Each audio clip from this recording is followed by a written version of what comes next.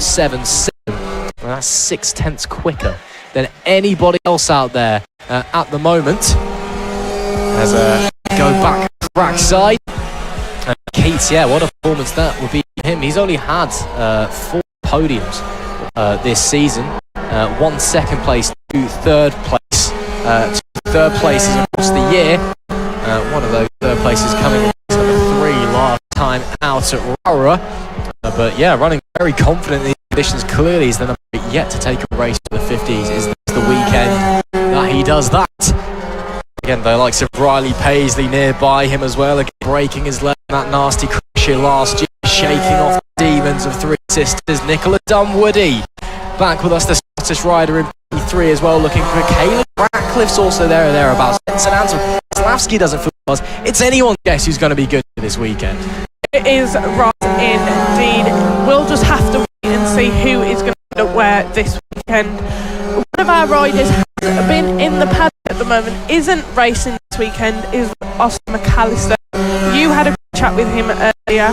He unfortunately has broken his leg at the last round in Rora, so has not been able to race, but it's good to see him here and supporting everybody else. Yeah, no, it was. I was a bit surprised to see Oscar. I was running across the paddock and I was like, oh, hello. How's it doing? You know, when's the cast? The cast is coming a week. Well, actually, no, it's on Friday now. So, cast off in less than a week, really good. And he said he's currently committed to racing at the final of the championship as well. So, fingers crossed for Oscar. There is no more complications with that, and all of the best to him. I can't wait to have it back on the bike for the final round as well. 50 seconds left in this qualifying session, and then hopefully it'll be time to get racing very, very quickly. Because again, we've had a couple of delays due to weather and incident today. Looks like someone's come to a stop there. Not sure who that was, unfortunately. There's Goslavsky, your championship leader. His fastest time goes up to P50 last lap. P50, should I say. It's well off. He's what is that? 2 seconds? 2 seconds off Tommy Keats' pace. That is bizarre. It's not something we're used to seeing. It's not, Ross.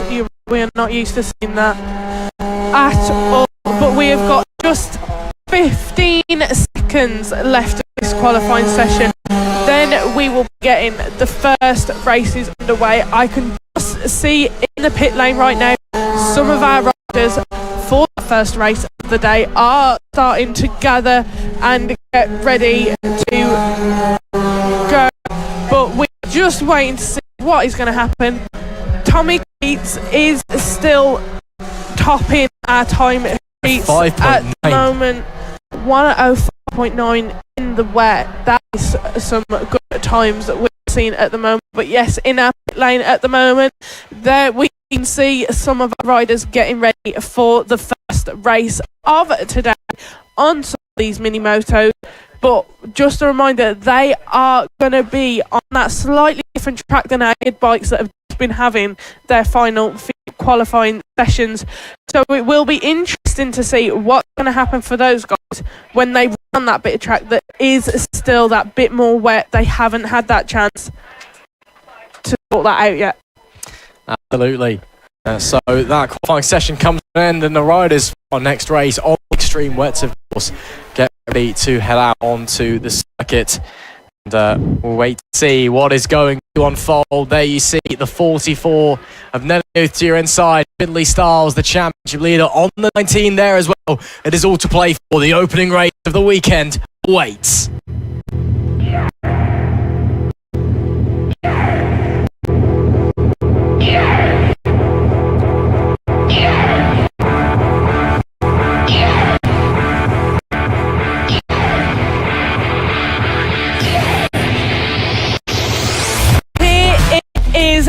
Our first races of the weekend at Three Sisters are going to be starting any moment now. We are just waiting for our riders to finish gathering in the pit lane, then they will be coming out onto track and we will get the racing underway. Our first race of the day will be the AC40 Inters. This has been a very close championship battle all season long. Finley Styles currently leading with 312 points ahead of Nelly Nuth with 270. It's going to be an interesting race for these guys. It certainly is, if this championship's to go this weekend, mathematically it has to go to race number 3. It can't be clinched by Finley Other Styles any other way. Even if he wins race 1 and 2 and DNFC still is far enough ahead. So it will go down to race 3 if it is to go this weekend. But I believe it's looking very, very good for Finley Styles in that regard, because, well, I say that, he is ahead of Nelly Nuth, but not by much, because Finley Styles starts 8th, Nelly Nuth starts 9th and last. So the pressure of the situation perhaps getting to both our young superstars. Last few words there to Nuth from her dad, giving a few words of encouragement before they get out onto the racetrack. But yeah, this is set to be a very interesting one, because our 2 championship contenders at the very back of the grid at a very tricky circuit and a very wet Three Sisters circuit as well is all to play for in this one. They've got to try and maximise their points positions as well. It's anyone's guess what's going to happen in this one, is it? It really is. I mean, we are just seeing the grid now after quite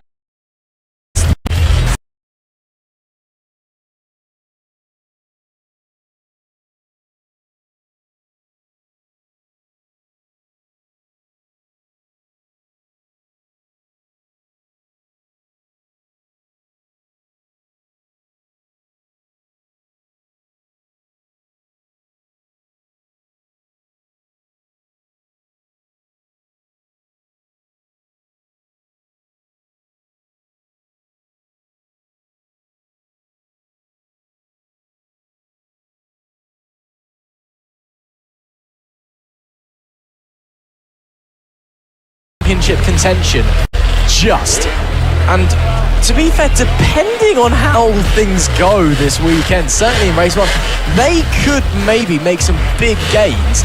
And if there are problems for the likes of Nuth and Styles going into the final round as well, presuming they have drastically terrible, race 1, 2, 3 all across this weekend, they could be a little bit of a dark horse and just be there lingering in the back waiting to pounce. So it's all to play for in the Britson AC40 Inters, the first ever year of this championship, and it has been one which has set FAB-Racing alight. Of course, that 12mm exhaust restrictor on the bikes puts in between the 10 mils of the rookies and the 14 mils of the pros as well.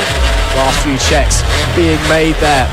Flag marshal Luke Hines has vanished from my eyesight, but I can see Louise Thomas from race control heading over to speak to Lee and handing her what I believe looks like some grids. It is a bit of a trek from race control. It's at the other side of the circuit, which is maybe why we're having a bit of a delay, just to let Louise come across and sort things out. She has a bit of a chat with Lee, and then looks like we are ready to get going. And in fact, I think Louise is coming up here to give us something as well. The commentary box, which would be very nice if she does. But the rider sat there patiently waiting in the pit lane. It is almost go time here. Absolutely, it is, Ross. We are just waiting for this first race of the day to get underway. Qualifying so far has just finished. We will have the first race getting underway in just a minute. We can see our riders there from the AC40 Inters just waiting to be let out on track for their warm-up lap, and then the racing will get underway. It's going to be exciting.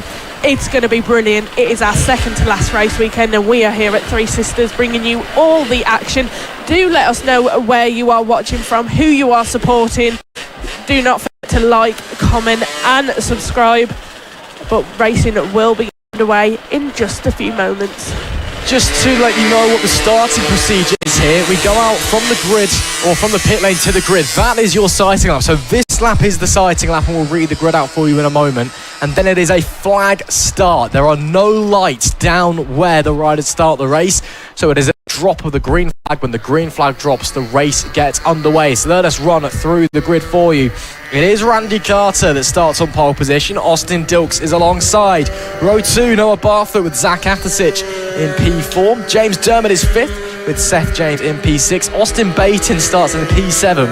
And P8 and P9 are 2 championship contenders having pretty rotten qualifying sessions. Finley Styles and Nelly Nuth alone on the back row. What a story that is coming into this one. Maybe, as I said, the pressure getting to those young riders of the situation of this battle that they are locked in. But as they come to the end of their sighting lap, it's all play for. This is the first time they'll have ridden the track in these conditions after that downpour, and it's heading into the first race of the weekend as well. So a lot of pressure on these young runners' shoulders. They'll be scanning every inch of racetrack, and then the first couple of laps, I think, is just trying to figure out where the pace is. Yeah, you could see on that outing lap, just everybody was riding that a little bit more cautious, just checking for those spots on the track that they know will be more greasy than others, more slippy than others. But now we are just having our final checks happen. All of our riders just coming onto their grid now. Randy Carter starting in pole position with Austin Dilks in second place. Our top riders in the battle for this championship at the moment, Findlay Styles and Nelly New, starting 8th and 9th on the grid. This is going to be a very interesting first race of the weekend. There is our flag marshal Lee Close there now, just holding up, telling everybody to get ready and everybody else to move off to the sides. It is our first race of the weekend. We have all been waiting for this one. Lico's just grabbing the flag now, and it is flag down, and away we go. Randy Carter starting brilliant off the line there. That was a brilliant start for him. He's just pulling away from everybody else, and the 85 of Austin Dilks just being passed by Noah Barfoot on the number 36. He's now running in second. These three though have pulled off amazingly from everybody else. Everybody else just grouping together, need to catch up to these guys just a little bit, Ross. Absolutely, as they come round Luna Bend then and officially start the first lap of the race. It is Randy Carter that leads, Barfoot's in second place and Dilks in P3, so they've swapped places. And that front three really started to break away from the rest of the pack as well. Championship wise, Nelly New did jump Findlay Styles into Paddock Bend, so she now holds P8, Styles P9, so she'll be getting a small advantage in the championship there as they come back down the pit straight and into Paddock Bend once more. And neck this front three, feeling very confident in these wet conditions. A wider line attempted to be taken there, that's by Noah Barfoot, but it comes to nothing. These front three, though, look at the gap they've already got, Izzy. They've bolted away, feeling really confident in these conditions. They have, Ross, absolutely just bolted away from everybody else. But we spoke to some of these riders earlier, especially Randy Carter. He was saying he was feeling really confident about this race, but these three, normally settled in the mid-pack, have absolutely flown in these conditions, and it is what we were saying earlier. Everybody copes differently in these conditions, and obviously it's very advantageous for these guys.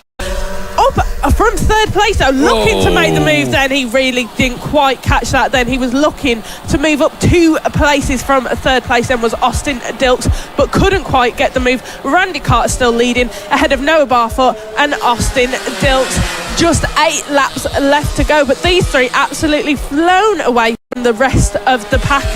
Findlay Styles has got past Nelly Nuth and is now running in 8th, with Nelly Nuth running in 9th at the moment. I feel like it's going to be a bit of a cat and mouse game between those two all of this race. They know the points matter to those guys, but Randy Carter still leading. It is his first season in FAB this year, and he's absolutely flying around the track at the moment. Yeah, doing a great job as the number 69, keeping ahead of his rivals as well as Barfoot and Dilks start to fight as they get to the top of the hill before plunging back down onto the infield where the original circuit used to be, coming down into what's now known as Joey Dunlop Corner. That's a very late, very bold move there. Wonderful though from Austin Dilks to get up into second place. A lovely move. The 36 of Barfoot will have to settle for third, but Dilks looks like he is feeling very, very racy in these conditions. The younger brother of Wilson, of course, suddenly is absolutely flying with 7, soon to be 6 laps left to go. Exactly. Randy Carter still leading amazingly in this race. Oh no, that is Randy Carter off, our front runner. He has just slipped and come on, he lost control in the wet there, but he is unable to rejoin this race. Yeah, we'll get black flag for that. It is Austin Dilks who now leads ahead of Noah Barfoot in third. We said this would happen. We said these conditions, we never know what's going to happen, and unfortunately that was just a rough slide there from Randy Carter, and he's out of this first race of the weekend. Just 6 laps left to go. Austin Dilks putting a fastest lap of a 54.601. They are still picking up some speed around this track. Yeah, starting to get more and more confident with every corner, and as the water shifts away, the track gets faster as well. We're real shame there for Randy Carter. Again, if you come off the bike, you are not allowed to rejoin the race. We did see a marshal telling him to stop, but he would have been black flagged and potentially facing a big penalty moving into race 2 had he done that. Up the front though, Dix is going to make it 5 to go. Barfoot right on his tail. But the boy from Mansfield leads here and is set to take home a very, very strong victory if he is able to hold on for these final 5 laps. Meanwhile, Carter going down and out. That has promoted Zach Athasich on the 76 up into 3rd place. But he's got a huge fight going on right now with James Dermott, so that's not done and dusted just yet either. Absolutely, it isn't. But Finley Styles and Nelly Nuth both still running at the back of the grid in this race. The rain really affecting them at the moment. But that was a brilliant move from Austin Dilks, who is now running in second in first place in this race, ahead of Noah Barfoot on the 36. Barfoot though catching on Dilks, a gap of 0.3 separating these two guys running at the front of this race. Just 5 laps left to go. They are doing absolutely brilliant out there in these wet conditions. What a brilliant performance we're seeing from them. Looking to the inside, Barfoot, anything there too far back this time as they head into the right-hander, turn number 1. And then bombing down into the infield again. These guys using the club circuit slightly short. You don't see them going up and over the crest. Now into Joey Dunlop corner and back onto the main straight. A 180-degree right-hander. Don't want to run it too far wide because you will lose momentum. And Dilk sitting very happily there at the moment. This is the fight for a little bit further back, as we'll just wait to see these guys make their way through Joey Dunlop corner now, pushing onwards. That looks like the number 27. It is the 27, so that's James Dermott and Zach Athasich. That's the fight for 3rd place. They've swapped positions on the previous lap, so it was Dermott in a P3. Randy Carter, I know it says he's in P3 on your picture, but he is down and out of the race, to confirm that. But James Dermott has moved up a position with the Spider-Man helmet, so you know he means business. Absolutely, he does mean business. The James Dermott on that number 27, leading ahead of Zach Athasich on the 76. Finley Styles, though, has got himself up into 5th place currently in this race. He's just making moves throughout the pack and really pushing to get himself back up on those podium positions. Here are front runners at the moment, the 85 of Austin Dilks and the 36 of Noah Barfoot. Barfoot ever so much closing in on Austin Dilks. Going to be looking to make a move at some point. Has just got to try and find his best moment to be able to do so.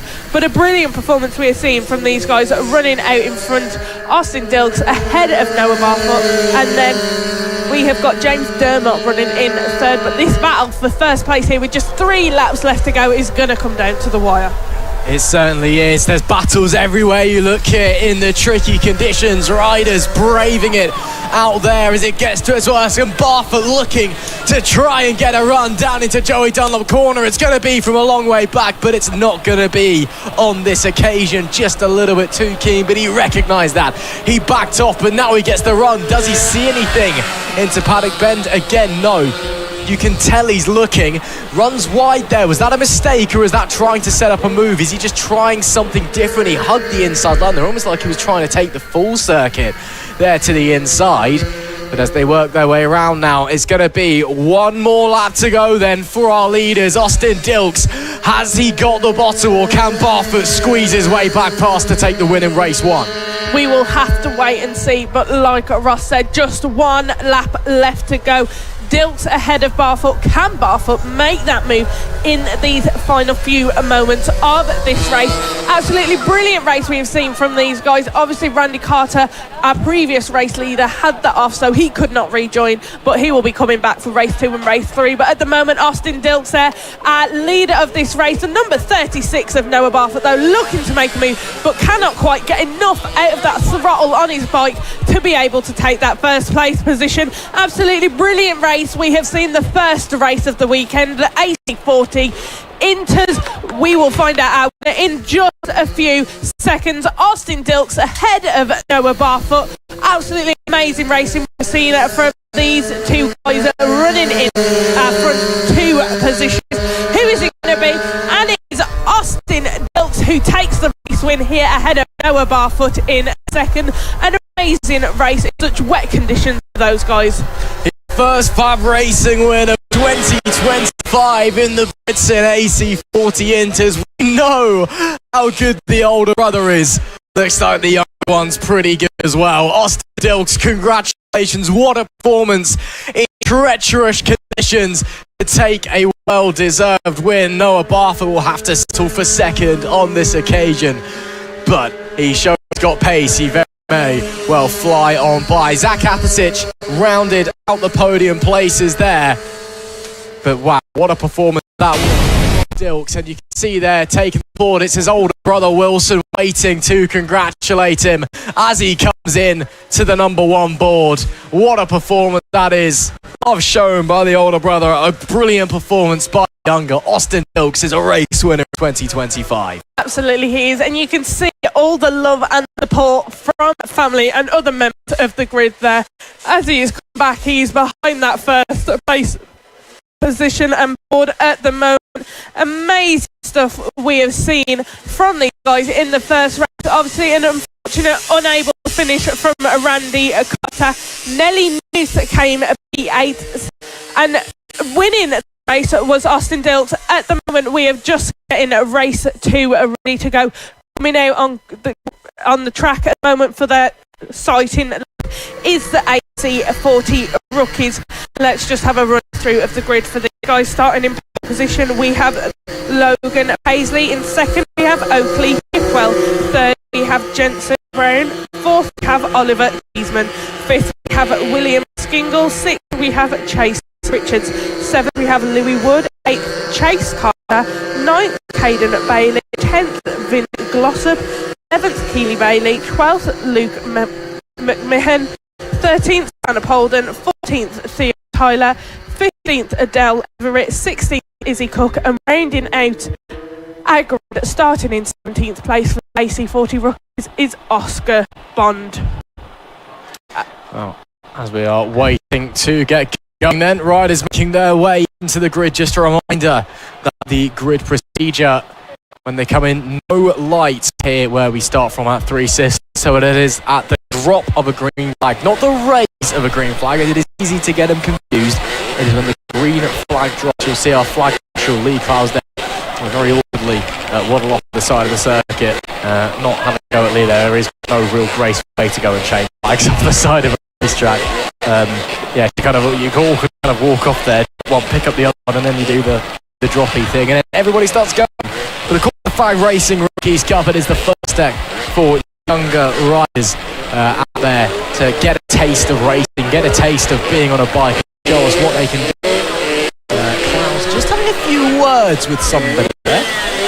Not sure what that's for. Might have to do with Jensen Brown, maybe telling Dad to get off the grid, perhaps. I guess so. And she's holding it all in place anyway. Everybody else has vacated the grid by the looks of things, or to my eyes anyway, and I'm not seeing any issues anywhere. And there we go. So Lee will walk over, drop the red, raise the green, race 1, FAB-Racing Rookies Cup. Getting the parents out of the way some more. That's how intense this is. Now we go racing. What a launch there by Oakley Hitler. It's turn 1, but it will be Logan Paisley that takes the lead, looking outside there. Jensen Brown trying to slide to second place. Can't find anything on that occasion. That contact between Paisley and Hitler, I don't believe so, but it certainly looked like it. The second place rider jolking out of the way there. Really, really tight between them as they come to officially start opening lap, though. It is Paisley from pole that leads. Absolutely is. Logan Paisley, a brilliant start from him there in pole position. He got on that throttle and he got away, and he's building that gap between him and the guys running a bit further back in the back. But an amazing start for Logan Paisley on that number 25. At the moment, just waiting to see who is running in second, and we will just have to wait and see who that is. But amazing start of the race for these guys. They are our front runners at the moment, coming down that start finish straight at the moment where they started this race from the pit lane. Absolutely amazing stuff. The 171 of Jensen Brown still just running in third at the moment, with Logan Paisley and Oakley Hipwell ahead of him running in first and second place at the moment. Here we see a little battle. That is number 74 of William Skingle there, being chased down by one of our other riders. Yeah, really tight racing out there for our rookies as they make their way through. So Logan Paisley's leading up the front with their action everywhere. Look, of course, some of these guys as young as 6 years old out there. This could be their very first race on a MiniMoto machine, perhaps. As we see Logan Paisley from Oakley Hitwell from Blue Wood, looks like he's got up into third place. No, he swapped place with Jensen Brown, in fact dropping down the order a little bit. I believe there may be a slight transponder issue problem there, but we'll move swiftly onwards. 7 laps, more like 6.5 left to go, and gaps now forming between most of the riders. Paisley's got 2 seconds to hit well at the last time, but that's 3 seconds back to Jensen Brown in P3, who himself is almost doing battle with William Skingle. Oliver Cheeseman's right on his tail as well, as they make their way through the S's section and onto this sort of back straight, I suppose, before Luna Bend. And looking to the outside, was that a move there potentially? Yes, it was. That is brilliant there. Believe that was Oliver Cheeseman getting through William Skingle.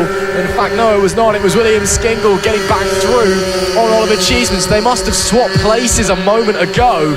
But wow, that was really tight racing. These guys showing even in treacherous conditions you can go wheel to wheel. Exactly, Ross. Just 6 laps left to go of the first race for these guys in the AC40 rookies.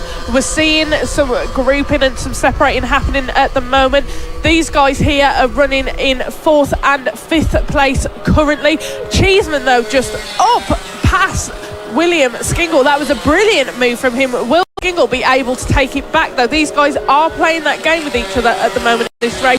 They are swapping back and forth. One corner, one guy is able to get past the other guy able to get past once again, but it looks like Oliver Cheeseman at the moment has got ahead of William Skingle and is holding on to that 4th place. Going to be hunting down Jensen Brown now for that 3rd and final podium position. Yeah, it could get pretty tight in that one. Logan Paisley on the last lap was the first rider to get into the 56 or 59s, apart from Oakley Hitwell. It's a 59.6 for him. Everybody else is at least a second off or more. In fact, no one else is in the 1 minute deads yet. So it's basically Logan Paisley and Oakley Hitwell up there, and then everybody else beneath them. They are in a little bit of a class of their own, which you do sometimes see in the rookies, of course. You've got to remember that these guys, yes, they're very, very young. They're in different classes. The emphasis here is not so much on the racing and the results, but actually just being on the bike and getting racing experience. That's why the championship for this class has actually stopped coming into this year, because it's much more about just getting the riders experienced and getting the riders used to being out there racing rather than an actual championship fight, which I think as well is the correct move to go. But it does just mean that occasionally you do get gaps in fields where you kind of got 2 who have a lot more experience in this case and a lot more pace than everybody else. Exactly, Ross. With just 4 laps left to go, it is also worth mentioning that, like we were saying, these guys are rookies. It is their first introduction to racing, and joining us this weekend, currently running in 8th position at the moment on the number 61, is Vinny Glossop, son of Martin Glossop, a very, very well-known rider. And it's absolutely brilliant to see that the sons and daughters of very well-known riders at the moment are starting to join us here at FAB, getting on their road to racing in some of those top championships. But yeah, just 4 laps left to go. On our screens at the moment is the number 74 of William Skingle. He has dropped down now into 5th place, running and has got a big gap between him and Oliver Cheeseman now. He was running in 4th. Oliver Cheeseman got past William Skingle, and I think William Skingle is just struggling a little bit in these conditions to get the most out of his bike. Yeah, maybe just struggling to get it hooked up as the track dries. Maybe the bike's not evolving to the conditions as much as he's liking. You know, we often talk about how the bike it starts to come underneath you after a couple of laps sometimes. It just doesn't quite switch on, and then it does. Maybe he's having the opposite. Maybe it's starting to go away from him almost. He's starting to lose that feel, lose that touch out there. So that's just something to think about. Again, with changeable conditions like these, where the track is getting drier every single lap at the moment, every time you get to a corner it's going to be different, and you've got to be thinking, okay, how do I negotiate this? And it's so complicated racing out there when it is wet. It just completely changes the landscape of the sport, the landscape of the track, the landscape of the machinery that is underneath you. 3 laps left to go though in race 1 of the Rookies Cup. Paisley leads now by 3.2 from Oakley Hipwell. As we see some of our riders making their way around the lap traffic. That's a little bit tight. That is Paisley, in fact, going on to our penultimate lap of the race and making his way through a little bit of lap traffic. There's Keely Bailey on the number 42, running 10th at the moment. She's doing a fantastic job, it must be said. And she said she was aiming for top 10s when we spoke to her earlier today. As it stands, she's very much on for it, although not a massive gap. And in fact, was that an overtake she just made? As there goes Paisley up the inside there. And wow, that was some pace difference into Joey Dunlop Bend. Absolutely it was, Ross. Logan Paisley, though, is absolutely dominating this race at the moment. He has just got through that traffic with ease with just 2 laps left to go. He's got very comfortable in these wet conditions on that bike, and he's still just pushing it to the limit to hold on to that race lead. Absolutely brilliant performance we are seeing from him today. Oakley Hipwell still running in second place on that 1.74. Absolutely brilliant stuff we are seeing from him with just 2 laps left to go. Logan Paisley, though, our race leader, has been pushing absolutely amazingly on his bike at the moment. Just 1 lap left to go for him. Yeah, sliding his way through the infield section now. Clear track in front, clear track behind, as easy as you like for the number 25. And yeah, it's not been the most eventful race, shall we say, for Paisley, but it's been a fantastic ride. He splashes his way down at the pit straight and into Paddock Bend for the final time in race number 1 here at Three Sisters. And he's just made it look really, really easy out there. The most treacherous of conditions, when others have fallen, when others have failed. He has risen to the occasion and made it look like he is a class above everybody else as he rounds Luna Bend for the final time in the opening race of the weekend. It is Logan Paisley that is going to take the checkered flag and the victory here at Three Sisters with a commanding ride. Crosses the line and punches the air. That one is a well-deserved victory.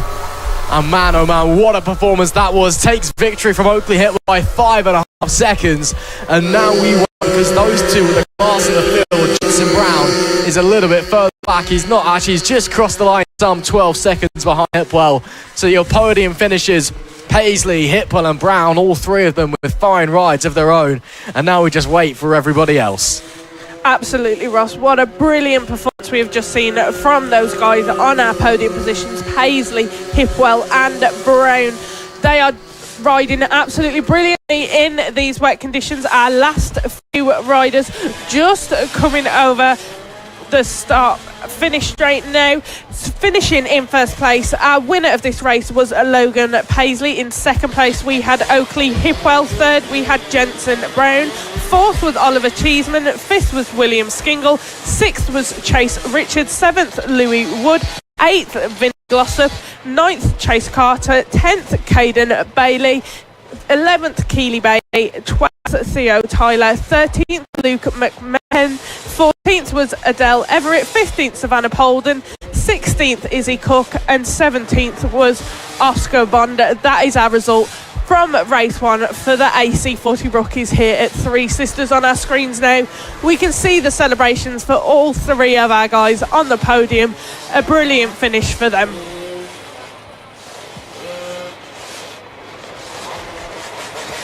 Time for race number 1 in the AC40 Pros and the LC40 Elites.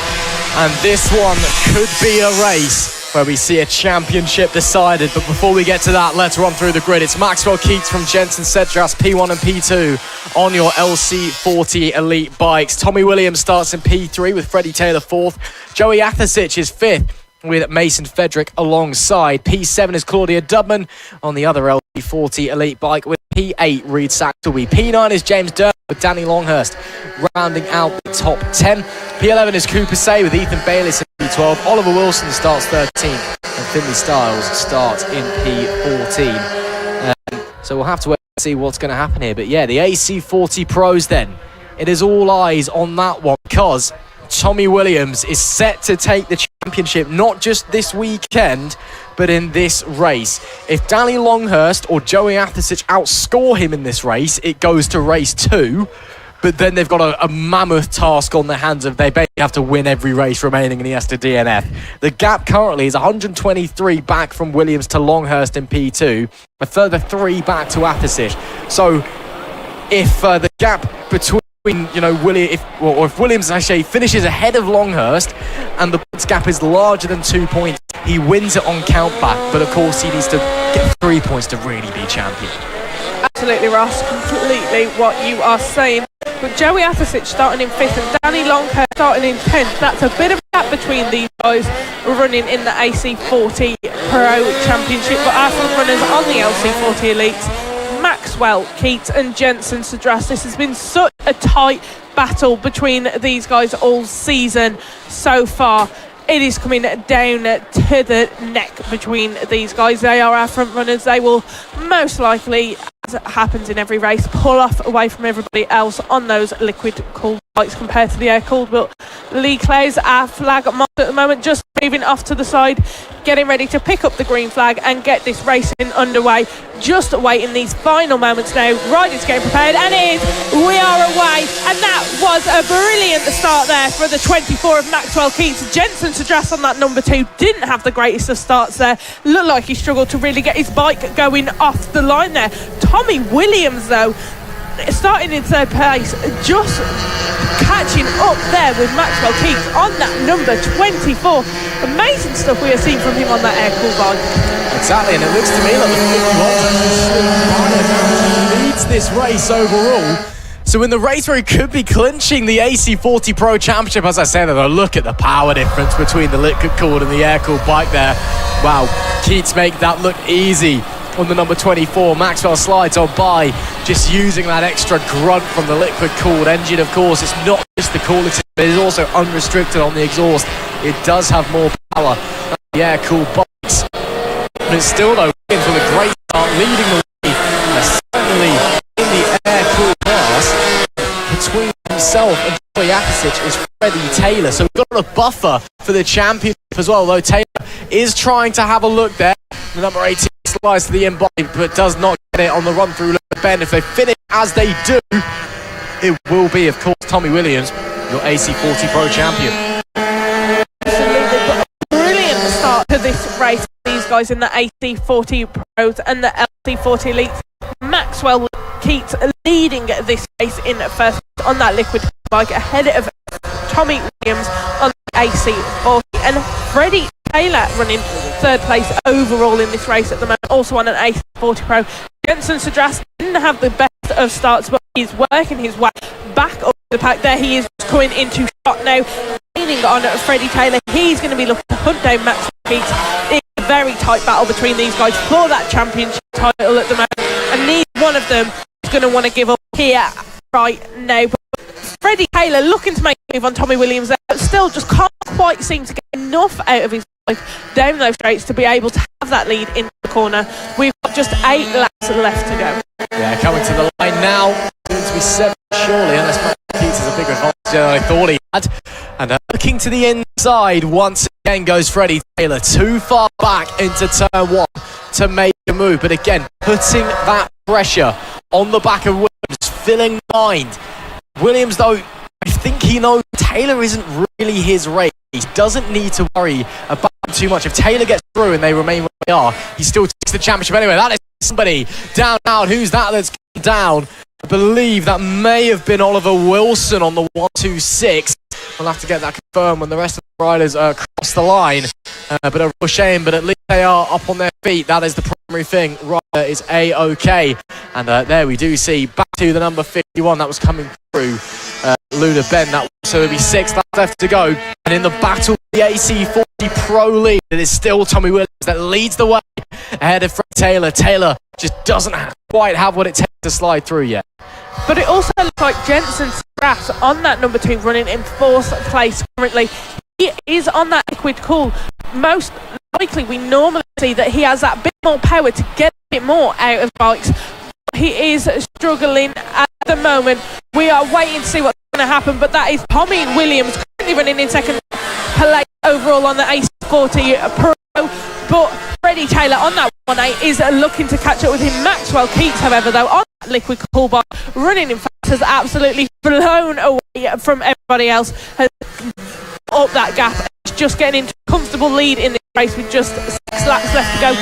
Jensen Sebastian, the other rider on that liquid cool bike, currently running in 4th place, looking to catch up with the others. Claudia Dudman, also on the liquid cool bike, running in 7th place overall currently in this race. So our liquid cool bikes quite spaced out, but our air cool bikes, this is the battle we're looking at here. Tommy Williams and Freddie Taylor for that 2nd place overall. Absolutely, but while these guys are fighting in the AC40 class race, it's just a fight to the number 2. Jensen Cedras back into the conversation for the overall places. Yes, we've got a bit of a gap to Maxwell Keats up in front, but it's almost like Cedras just hasn't really got going in this race. He's been stuck behind, so maybe Cedras getting through will just help up a little bit for the rest of the weekend. Again, the gap if they finish as they do between Keats and Cedras, it'll go from 45 to 50 points, which of course 2 wins, and as the season rapidly comes to a close, those 2 race wins are going to catch up to you quickly. 4 to go then for this group as they cross the line. Cedras, look at the power of the liquid cool bike, but it's still not enough, and Freddie Taylor still not close enough as well as they come bombing through that left-hander onto the infield section before the Joey Dunlop corner, and you can see how much Cedras is able to close up down the street. It's just using the power of that liquid cool motor. Look to the inside into Ben, nothing on that occasion though. He is definitely looking to try and upset this battle. Absolutely. On our screens at the moment though is our front runner of this race, Maxwell Keats. 4 laps left to go, a massive gap formed between him and everybody else. 5-second lead he's got over Tommy Williams running in 2nd place. He just absolutely has got his head down and he's just pushing his bike to the limit. 3 laps left to go. He's going to take this race win. It's looking like Maxwell Keats on that liquid cool 40, but in these wet conditions we know something could happen like what happened to Randy Carter earlier on today, but just 3 laps left to go. Maxwell Keats leading on that liquid cool bike. We can just see our guys backing it out for 2nd, 3rd and 4th there. Just coming around in the corner. Freddie Taylor though has now got past Tommy Williams, and so has Jensen. Oh no, Jensen not quite. Tommy Williams managed to get a bit more out of the bike, but Freddie Taylor now running into 2nd place in this race ahead of Tommy Williams on that number 51. Absolutely, but it doesn't really matter for Tommy Williams because he'll still be champion even if they finish as they do or Cedras gets through. Cedras of course on a different class. It doesn't matter whether he gets through or not. They're not fighting position even if it doesn't look like they are.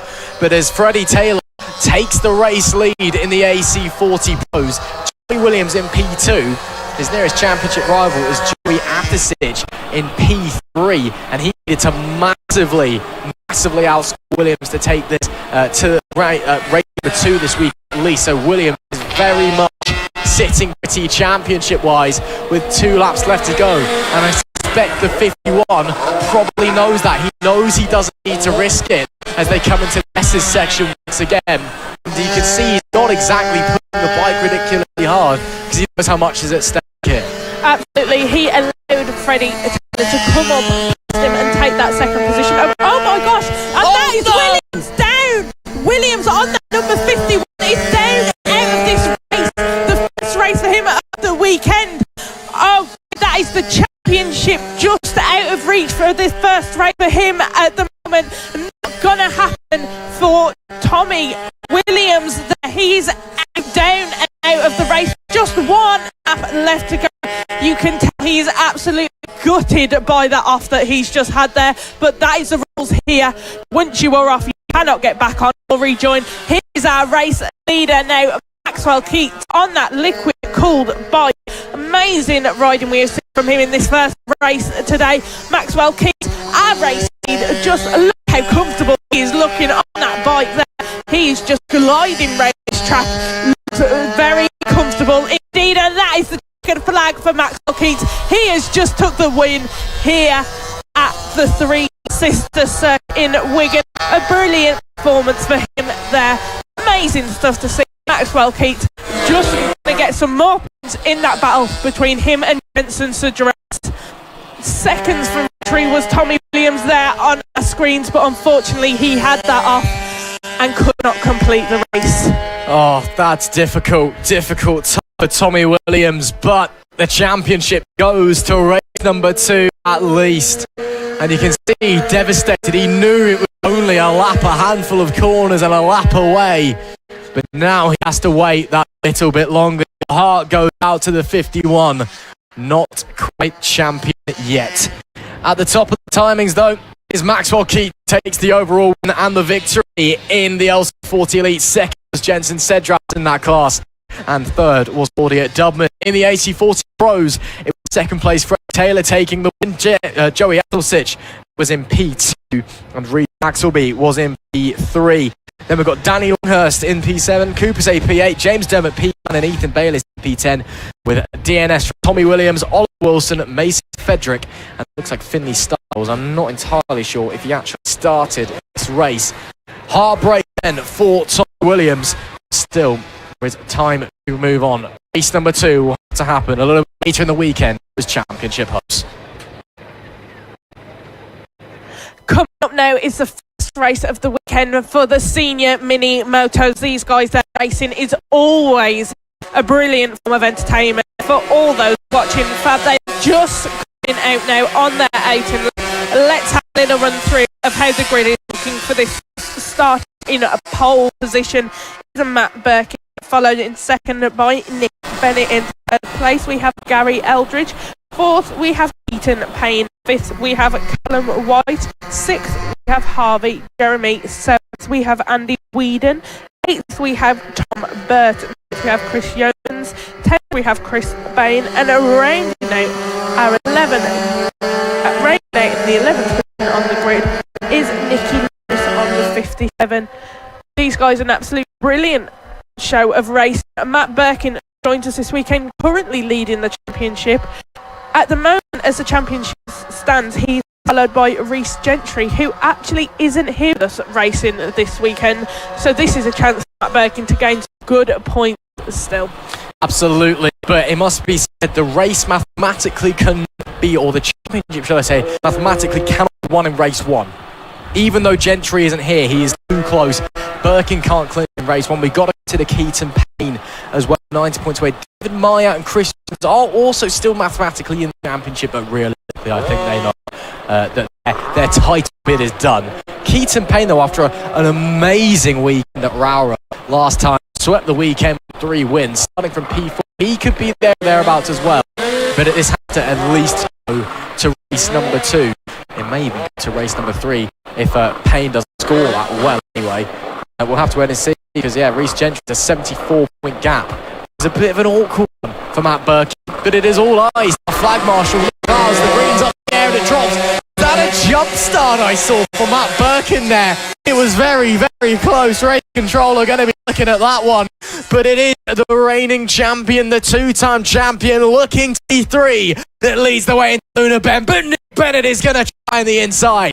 Can't find anything on that occasion as they crawl their way through, desperate to find any ounce of grip out on the drying tarmac as they officially start the first lap, though. It's Birkin, Bennett, your top 2. Looks like Keaton Payne is slid into 3rd place. Absolutely. Matt Birkin, you can see how tight he gets into his bike on those straights to keep himself pushing as far as he can. We are just waiting to find out if that was a jump start that he made at the beginning of this race. But the start of the whole race is currently under investigation. We're going to have to wait and see what happens. The 7-11 of Nick Bennett, though, closely following Matt Birkin to try and take pole position away from him. But an absolute brilliant start to the race. It is currently under investigation. Just to find out from racing. Is that the 7-11 of Nick Bennett?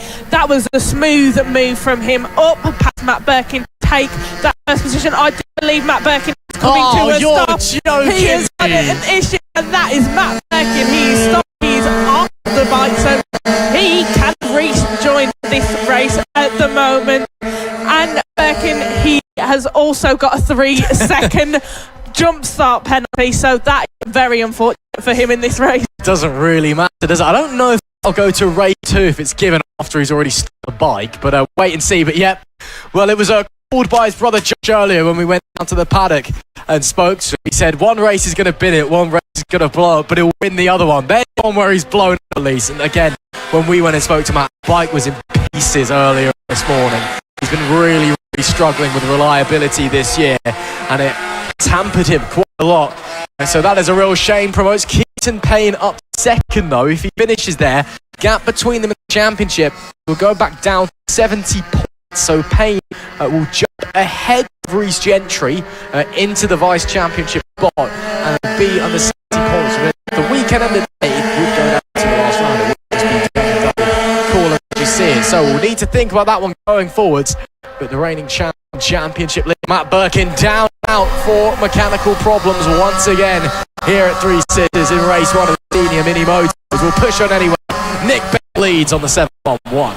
Absolutely. On our screens at the moment, we were just seeing the 99 of Gary Eldridge loading in third place. He's being chased down by 322 of Callum White, who started this race in 5th position, has gone up to 6th at the moment. Could be looking possibly for a podium finish here in the first race for Callum White. We were speaking to him earlier. He was not looking forward to the wet at all. He was unsure to go out for some practice sessions earlier, but he in this race and he is possibly looking at a podium position at some point in this race. 7 laps to go. On our screens is number 12 of Keaton Payne running in second currently. Nick Bennett on that 7 running in first. Currently got a bit of a gap for him, but it looked like he was just looking down at the bikes then potentially looking at some issues there, maybe, Nick Bennett. Well, I hope not, because what a shame that would be. Another leader was put out of the race. There is the 85 doing battle with what looks the 45. That's Chris Jones and Harvey Jeremy in the 6 and 5 respectively. We'll look out just behind them. Tom Burt on the 68 is also in the conversation. This could get a bit interesting with 6, soon to be 5 laps left to go. Watch out for Callum White as well in P4, the other Birkin boy, the cousin of Josh and Matt Birkin. He's in P4, just behind Gary Eldridge last time. He's really fighting for that podium place. Absolutely. Just 6 laps left to go on this race. On the screens at the moment, you can see the 85 of Chris Jones. He is stuck in the middle of Harvey Jeremy and the 68 of Tom Burt. That is our battle there for 5th position at the moment. But Callum White, according to our timing screen at the moment, has done. He has got into a podium position past Gary Eldridge and is now running 3rd in this race. So our race leader at the moment, Nick Bennett, is being closely followed by Keaton Payne, and now Callum White could be looking to get involved in this battle as well. We'll have to wait and see if White can work his way forward, but we'll keep our eyes on all of the gaps, on all of the battles. Callum White had a podium finish this year. What a result to be for him if he's able to get one today, and that is the battle for the lead now. Nick Bennett and Keaton Payne side by side. Payne looking to get to the lead and continue his Linsanity run, making it 4 wins in a row. But Nick Bennett right there as well and is pushing like there's no tomorrow. 4th go as they break the beam. Absolutely. Nick Bennett leading in first place at the moment on 71. Callum White, though, in 3rd, has just put in the fastest lap of a 56.4. He's gaining on these two running in 1st and 2nd place at the moment, respectively.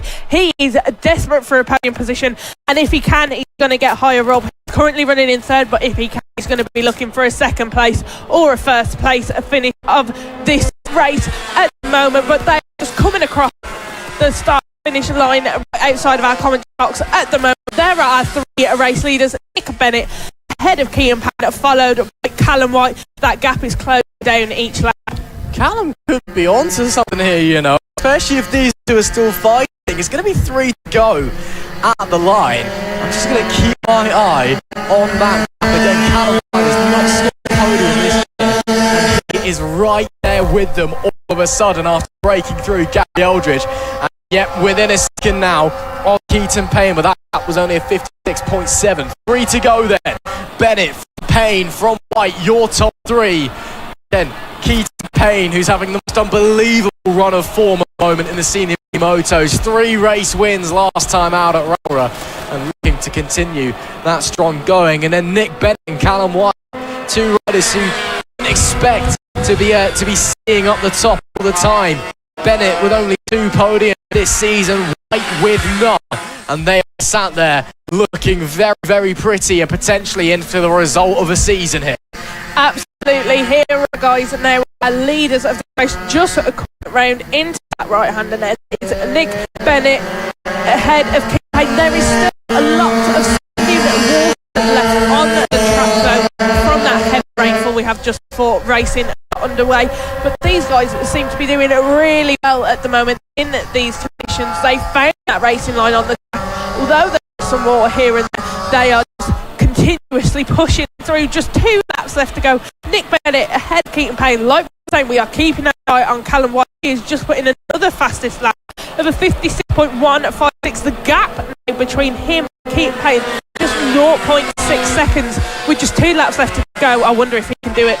It could be. It's going to be tight. He's running out of pace, unfortunately, is White, but Cal is still on for his first podium.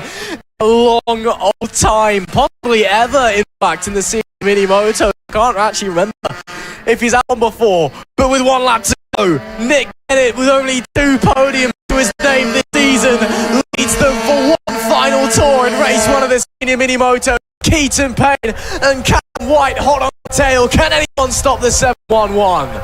Honestly, I do not think he can. With just 1 lap left to go, Nick Bennett leading this race. He's only had a few podiums so far this season. He's looking to add another one, but hot on his tail we have Keaton Payne on that number 12, followed ever so closely by that 3-2-2. But Callum White, here they are now, just coming down past our box. We've just seen them go past the window. It is so close between those guys running in first, second and third.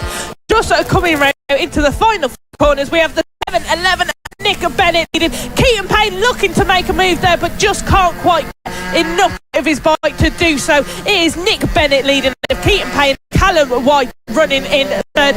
Nick Bennett, a really, really strong race from him today. He's coming round now. There is our checkered flag, and it is going to be the 7-11 of Nick Bennett who wins, followed by Keaton Payne and Callum White rounding out our top 3. An amazing race for those guys. If you'd have told me at the start of the season this would have been a podium in a senior MiniMotos race, I'd have called you a madman. Actually, scrap that. No, senior MiniMotos would have probably said you're right. But what a race! What a result for Nick Bennett and Callum White, especially. First win and first podiums, respectively, in a long, long time. And they will be absolutely delighted. Keaton Payne as well continues his Linsanti run of unbelievable form with second place. Makes it 4 podiums in a row. Unbelievable stuff there from the number 12. And he set the fastest lap on the final lap of the race as well, at 55.68. Of course, we're nowhere near lap record territory given the conditions. It is still a fantastic performance by all of our top 3. Championship wise though, Matt Birkin will probably be a little bit frustrated, because if it's going to go this weekend, it's now definitely got to go in race 3. Absolutely.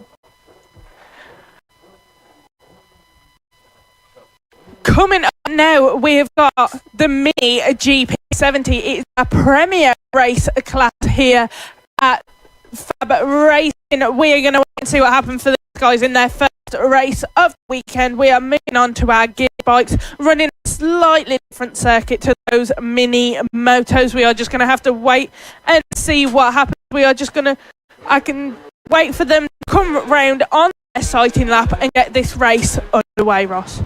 Absolutely, and this is a race where Harrison Day can mathematically clinch the title. He'd need some rubbish to befall, like Sir Travis Shaw and Logan Cousins. So we wait and see. But the current gap between the pair is 103 points.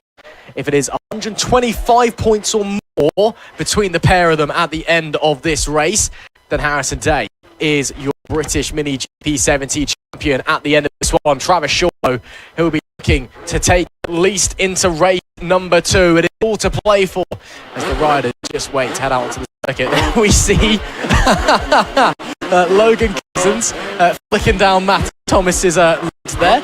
It was a bit cheeky of him, but fair play. Of course, you have your visor down when you're out on the circuit. And he gives a wave to the camera for measure. And Matthew as well. Hello, boys. Hope you're doing okay. Please put on a race for us. But yeah, it should be a really interesting race this is. Again, going back onto the full circuit, back up the top end of the course, which, yes, was run on for the last couple of qualifying sessions when the heavy rain stopped, hasn't been run on since. So, in fact, it's probably still more wet than the rest of the track. Absolutely, Ross. I will agree with you on that. I'm just going to have to wait and see how these guys do. It is definitely that back section of the track where our MiniMotos haven't been racing so far. Not going to have that real racing line on there. Yes, they used it for qualifying, but that we've had a good few bit of time over the first couple of races, which means these guys coming out on that bike have got to find that line, refigure it on the track, and hope that they do not get stuck in some of the wet conditions. Have to end and see, of course, though, back onto the full layout at 0.93 of a mile, or 1.5 kilometres in this one.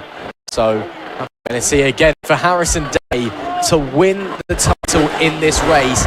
He needs to win the Travis Shaw DNFs. That is the only way the title goes in this race. But still, Day will be looking to go out there, do a job, and extend that gap as much as possible to make it easier for him over the rest of the weekend, if he is to clutch it this weekend, of course. Let's run through the grid then. It is a reverse of our top two in the championship. It must be said, though, for Harrison Day there on the front row. It's Shaw on pole. Day starts P2. Frankie Watson starts in P3 with Taylor Tomlinson in P4. Matthew Thomas is 5th. Logan Cousins, who is mathematically still in the championship, but realistically I don't believe he really is, so he starts P7.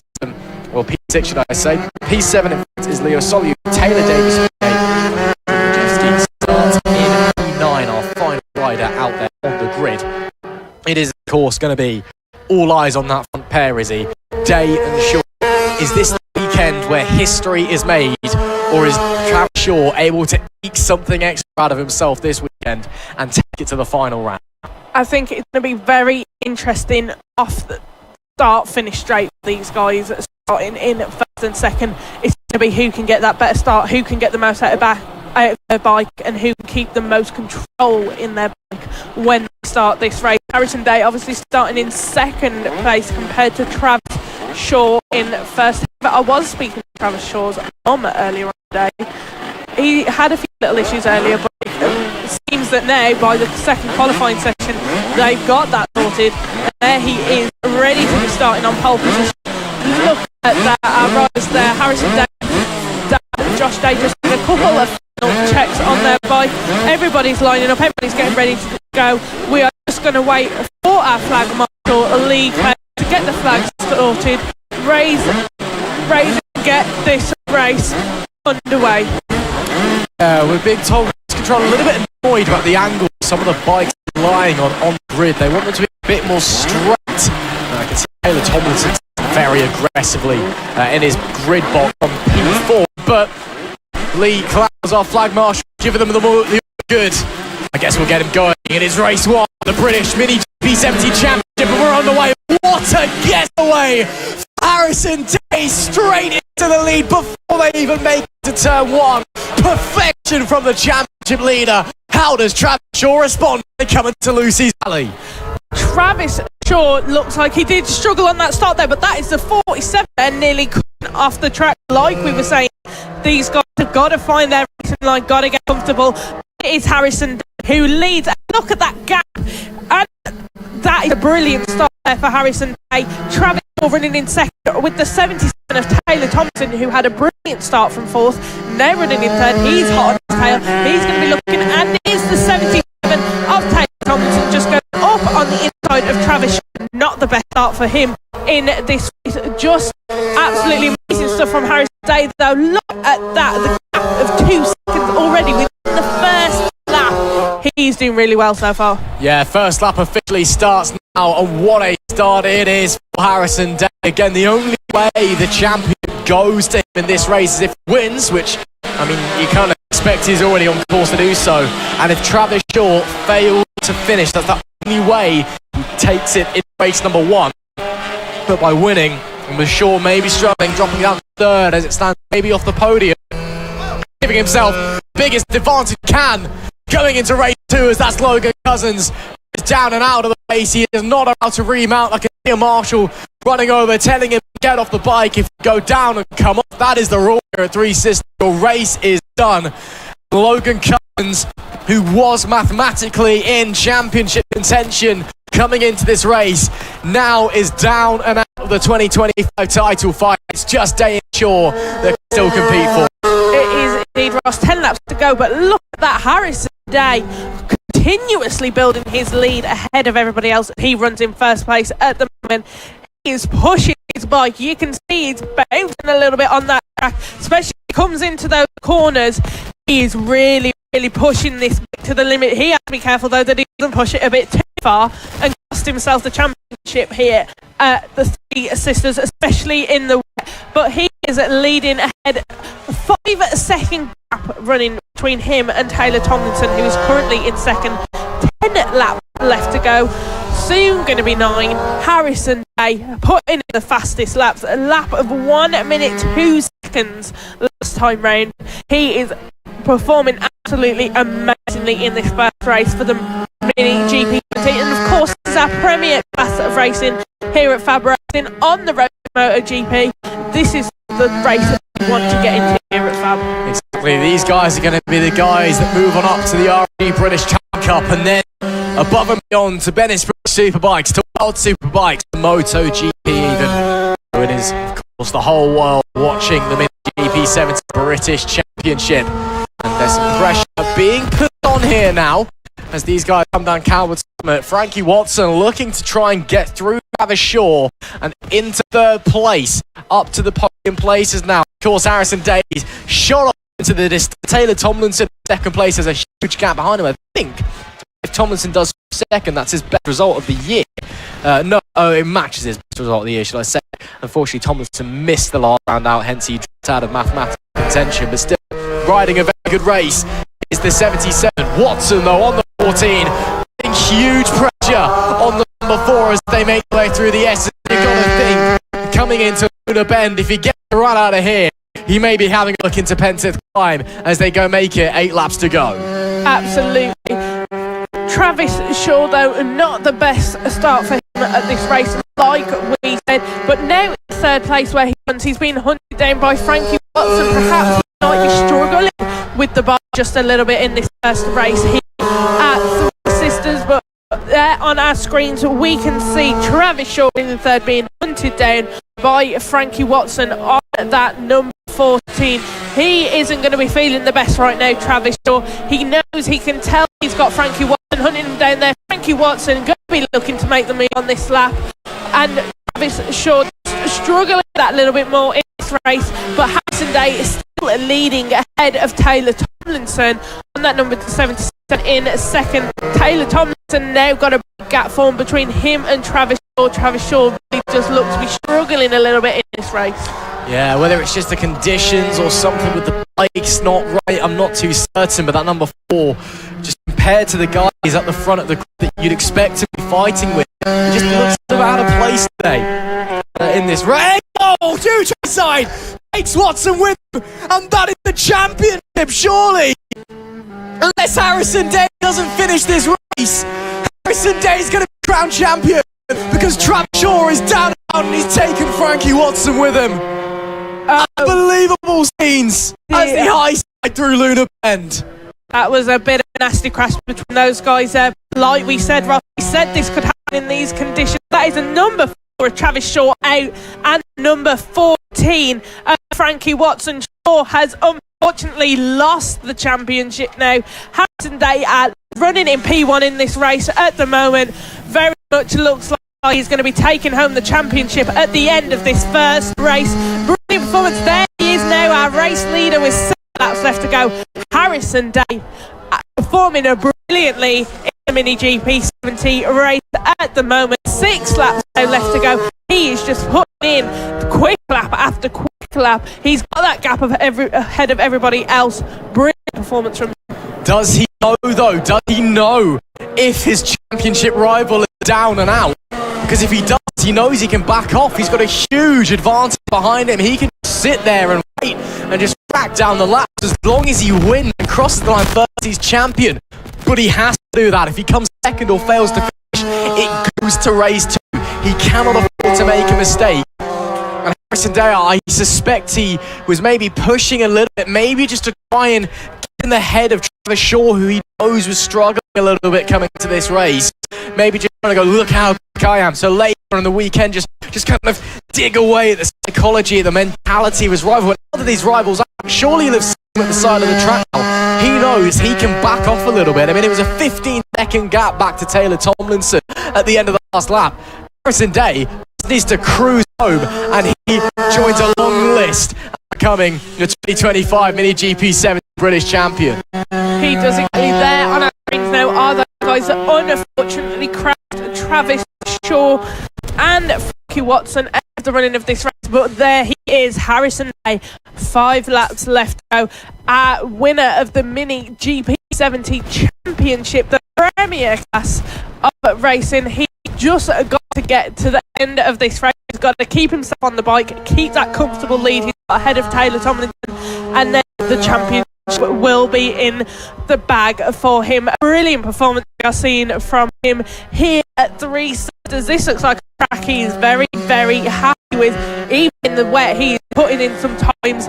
He's got a gap of 16 seconds now between him and Taylor Tomlinson. He's absolutely flying ahead in this race.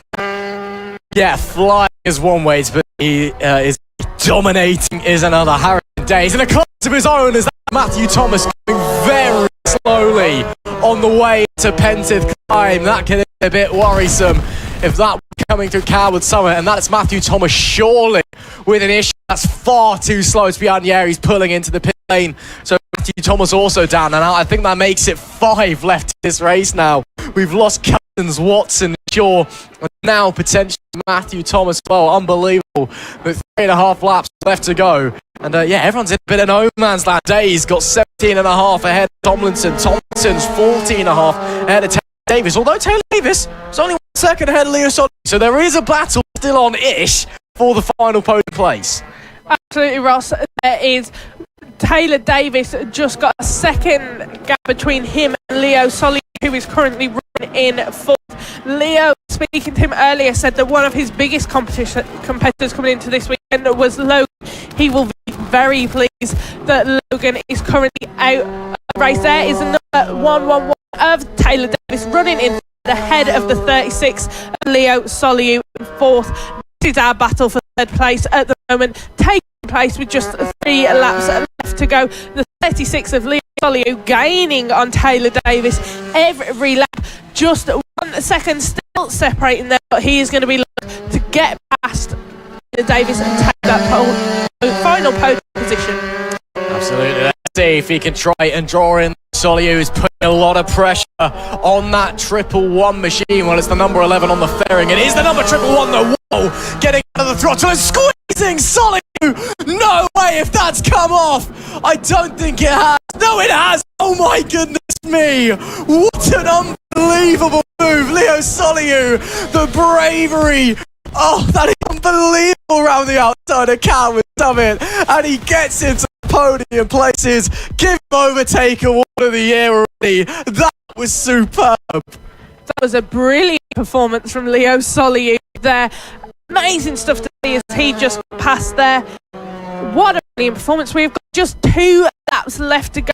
Harrison ahead of Taylor Tomlinson, ahead of now Leo Solly, who have made a beautiful move there past Taylor Davis to take that 3rd position.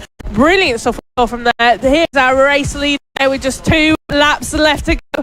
Harrison Day, he's going to be our new champion in 2 laps left to go of the Mini GP70, the premier class of FAB-Racing. Amazing stuff we are seeing from him on the road to MotoGP. This is the championship you want to be in, the Mini GP70 Premier Class here at FAB-Racing. 2 laps left to go.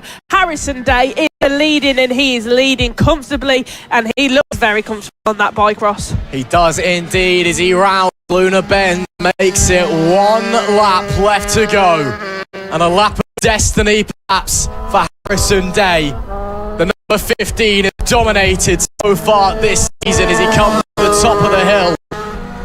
What a performance it has been, and yes, luck has gone his way in this occasion with Travis Shaw down and out. But as he comes down to the main straight, pit straight, should I say. The number 15, half a lap left to run. So many names have won this championship. So many riders have come and gone. The likes of Marco Holt, Lucas Brown, Evan Belford, Wilson Dilks. All of the greats of tomorrow won this championship. And this boy now, with only a handful of corners to go, who has somehow never claimed a title in FAB-Racing, now claims the biggest of them all. Your 2025 British MiniGP 70 champion. Welcome to the club, Harrison Day, with the performance of a lifetime, is champion in 2025, and it is so well deserved. His first ever title in FAB-Racing. It's the one that they all want to win. An unbelievable ride, an unbelievable year from that boy. Harrison Day is on top of the world. Fantastic stuff. It is Harrison Day who takes the win and the victory after troubles befell his championship rival. Day takes the victory, with Tomlinson finishing in P2, Leo Soliu rounding out the podium places. But Harrison Day comes in to the pit lane. The rest of them I can see out of the coach box window. His colleagues celebrating with him.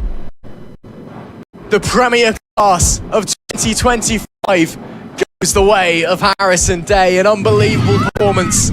As you can see, the plaudits surrounding him here. Just try to get down to Izzy to have a few words with our new champion, Izzy Higgs.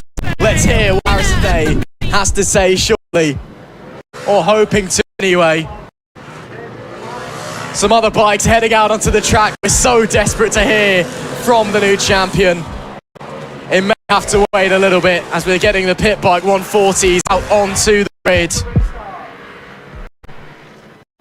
The pit bike 140s. This championship won't go in this race. It's still very tight as we're going. So let's go back down to Izzy, hear what Harrison has to say.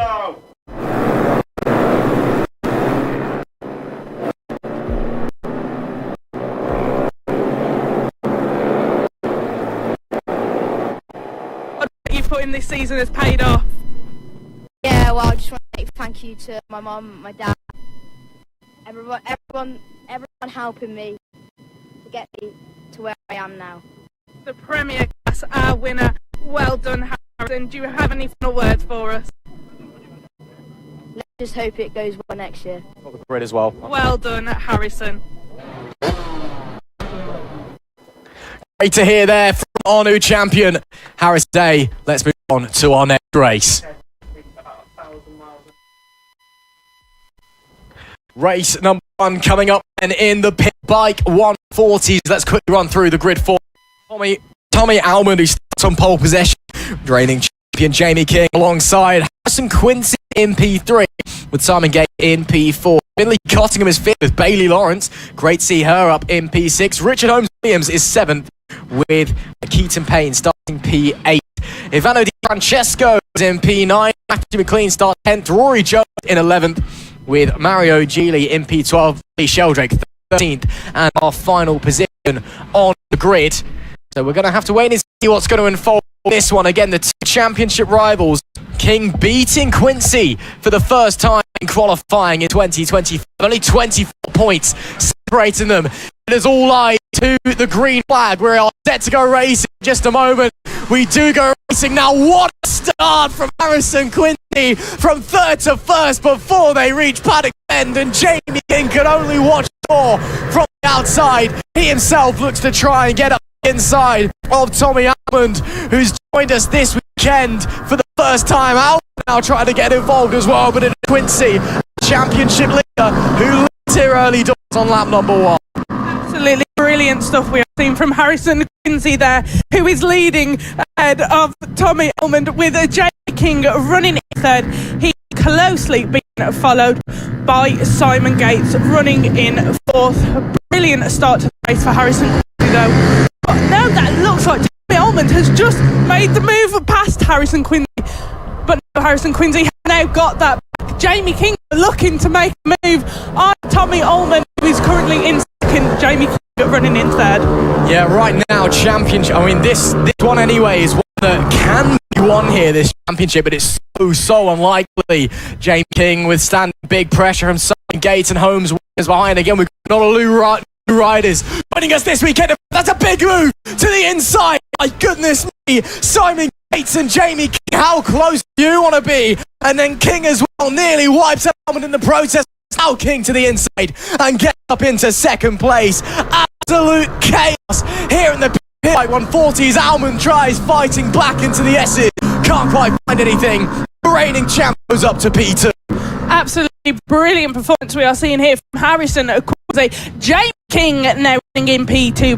Behind him, Tommy Almond in third, but he is closely being followed by Simon Gates in fourth. This is a close little battle we've got going on. Third position.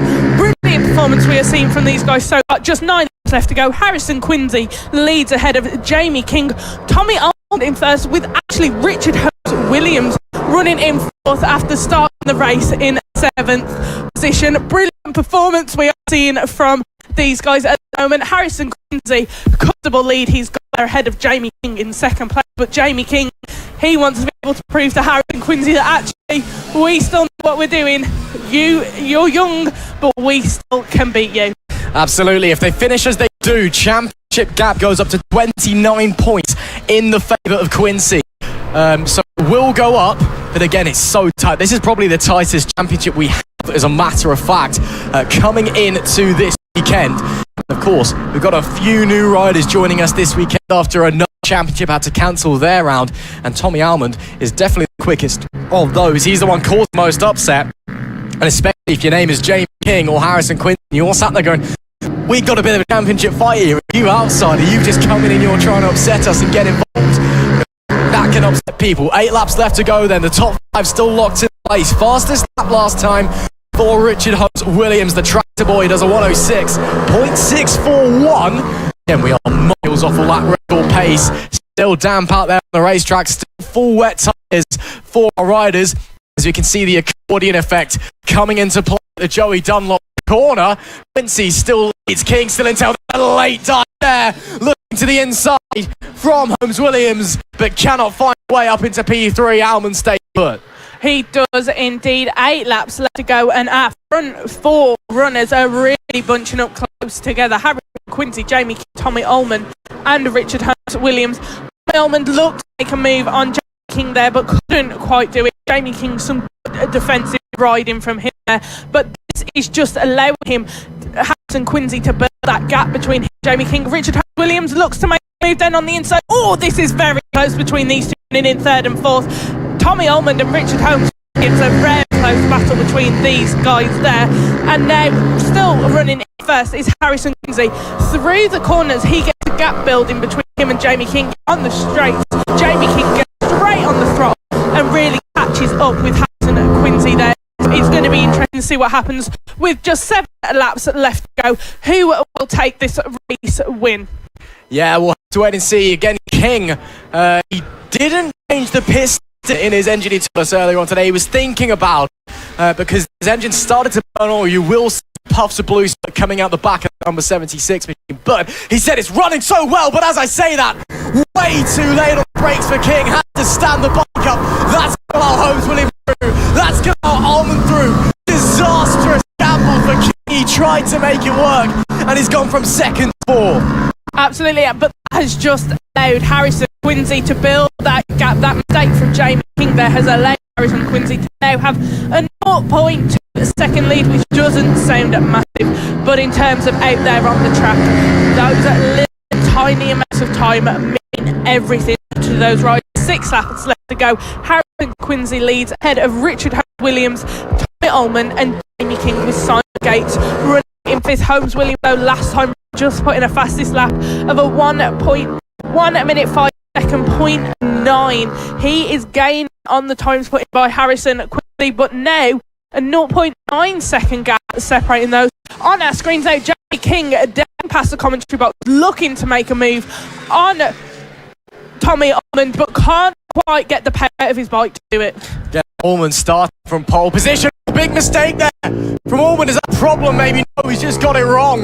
Coming into the middle part of the track, up behind the Supermoto, the section known as Lucy's Valley. Again, similar to what King just tipped it in, but got it a bit wrong, way too deep. Had to stand it up. He drops to fifth. So King now up into P3. It's 5 laps left to go. All of this chaos scrapping to allow Quincy to start to open up a gap that you can. It'll be just over a second now as they come to the line. So we'll just wait to see when does... Oh, Jamie King moved up to second place. Got a great run out of Luna Ben. So King's back up to second.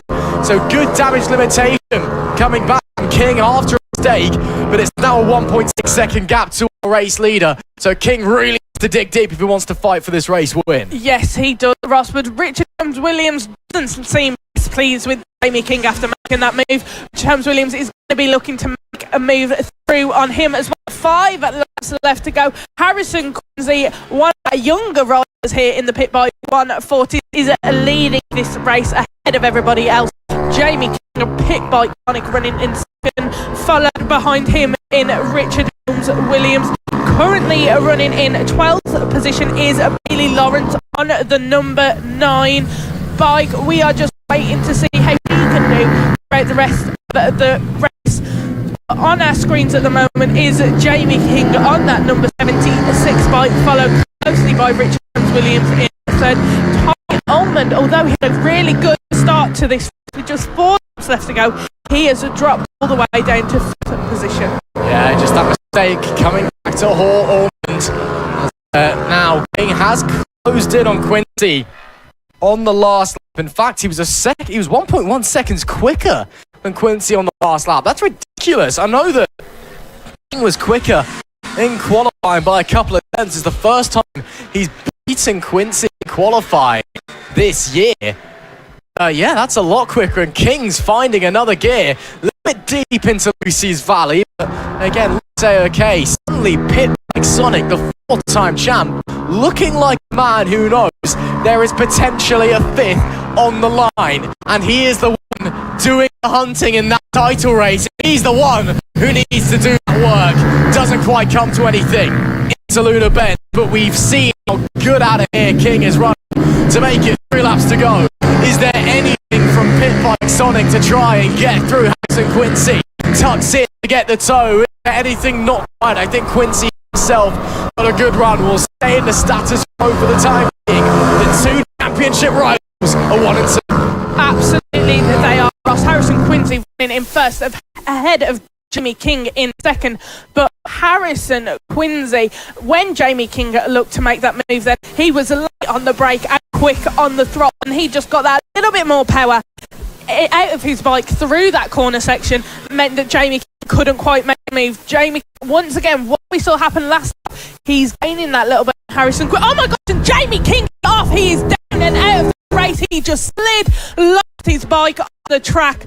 That means Jamie King is out of this race and cannot rejoin. He is going to be absolutely gutted with himself there. Oh, you can see how furious King is with himself. The smallest of mistakes with the biggest of outcomes, because that gives a huge 20-point advantage if he does win this race to Harrison Quincy championship. Massive consequences for the reigning champ. A disaster. Your heart has to go out for him. But with 2 laps left to go, Quincy can now cruise on home. He will see his championship rival as he slides on here. You can see King's waiting to make his way back to the pits. Harrison Quincy, that is massive for his championship bid. Absolutely it is. Richard Williams, you must say as well, did very well to just miss that incident with Jamie King. Then that was very close between those 2 guys there. But just 2 laps, very nearly 1 lap left to go, and Harrison Quincy once again showing in the pit by 140s he can dominate, he can do it well no matter the condition. Even in these wet conditions, he has got a comfortable lead. Jamie King, before he crashed up to make a move, but Harrison Quincy said, no, not today.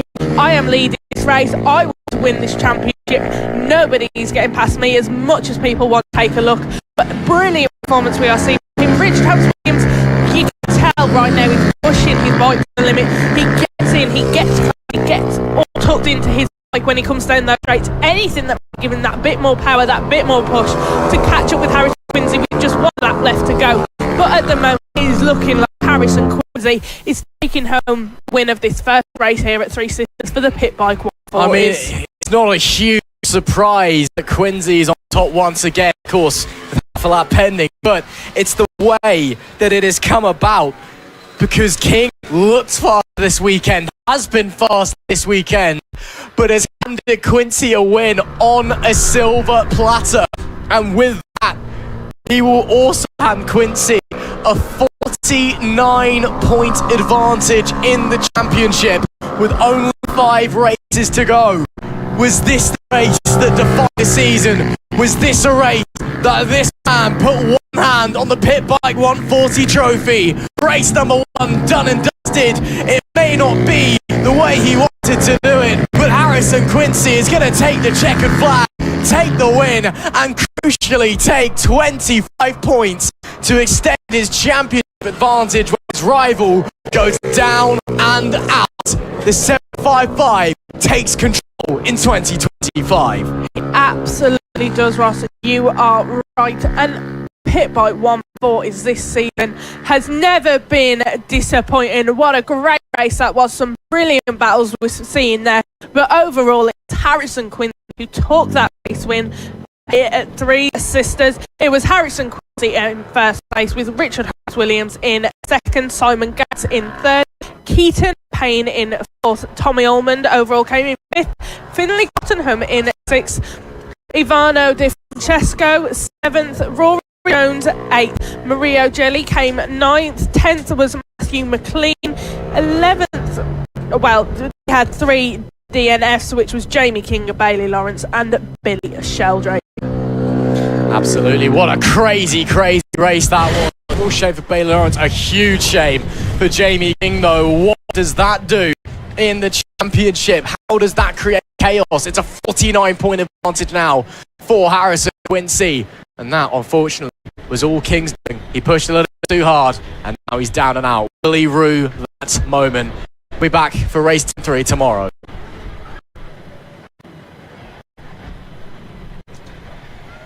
Coming up now, we have the Mini GP 50R, their first race of weekend here at the second to last race weekend for the FAB Mini Bike Racing Championship.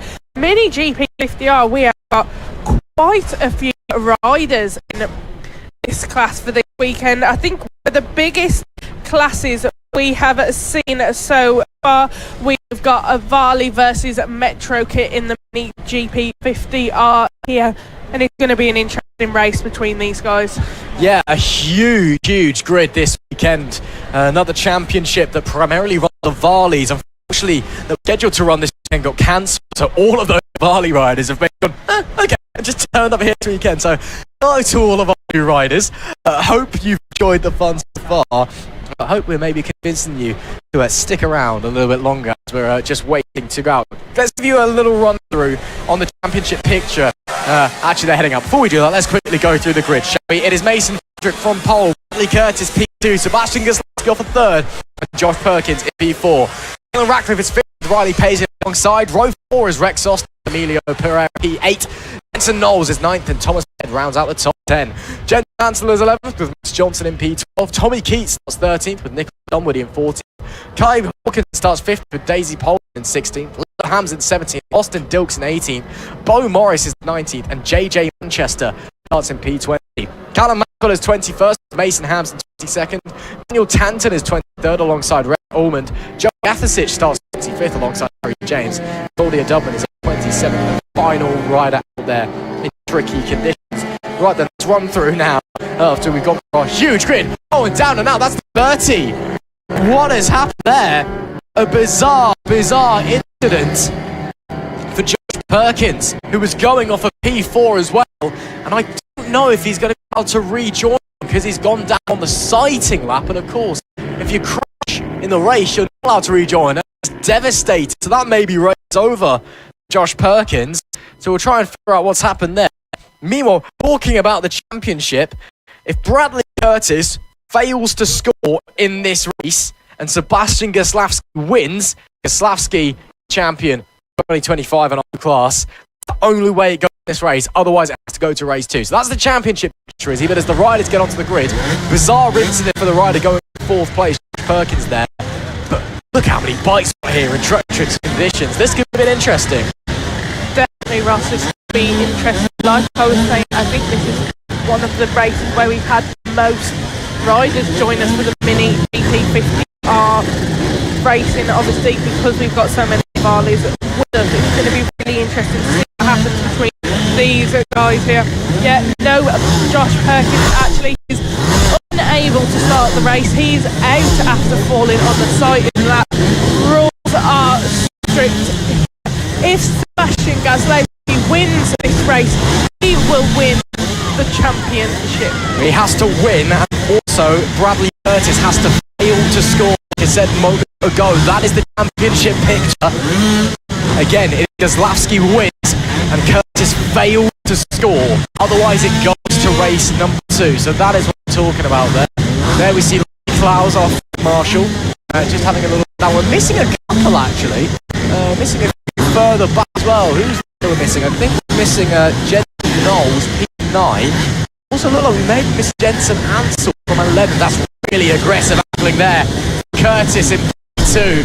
He wants to cut Gaslavsky. He knows to finish in front of him to give himself the best opportunity to stay in this championship fight. Oh, problem there for Riley Paisley at the 17, but it's all eyes to the green flag. It's a jump up for Ventric. It's chaos at the front.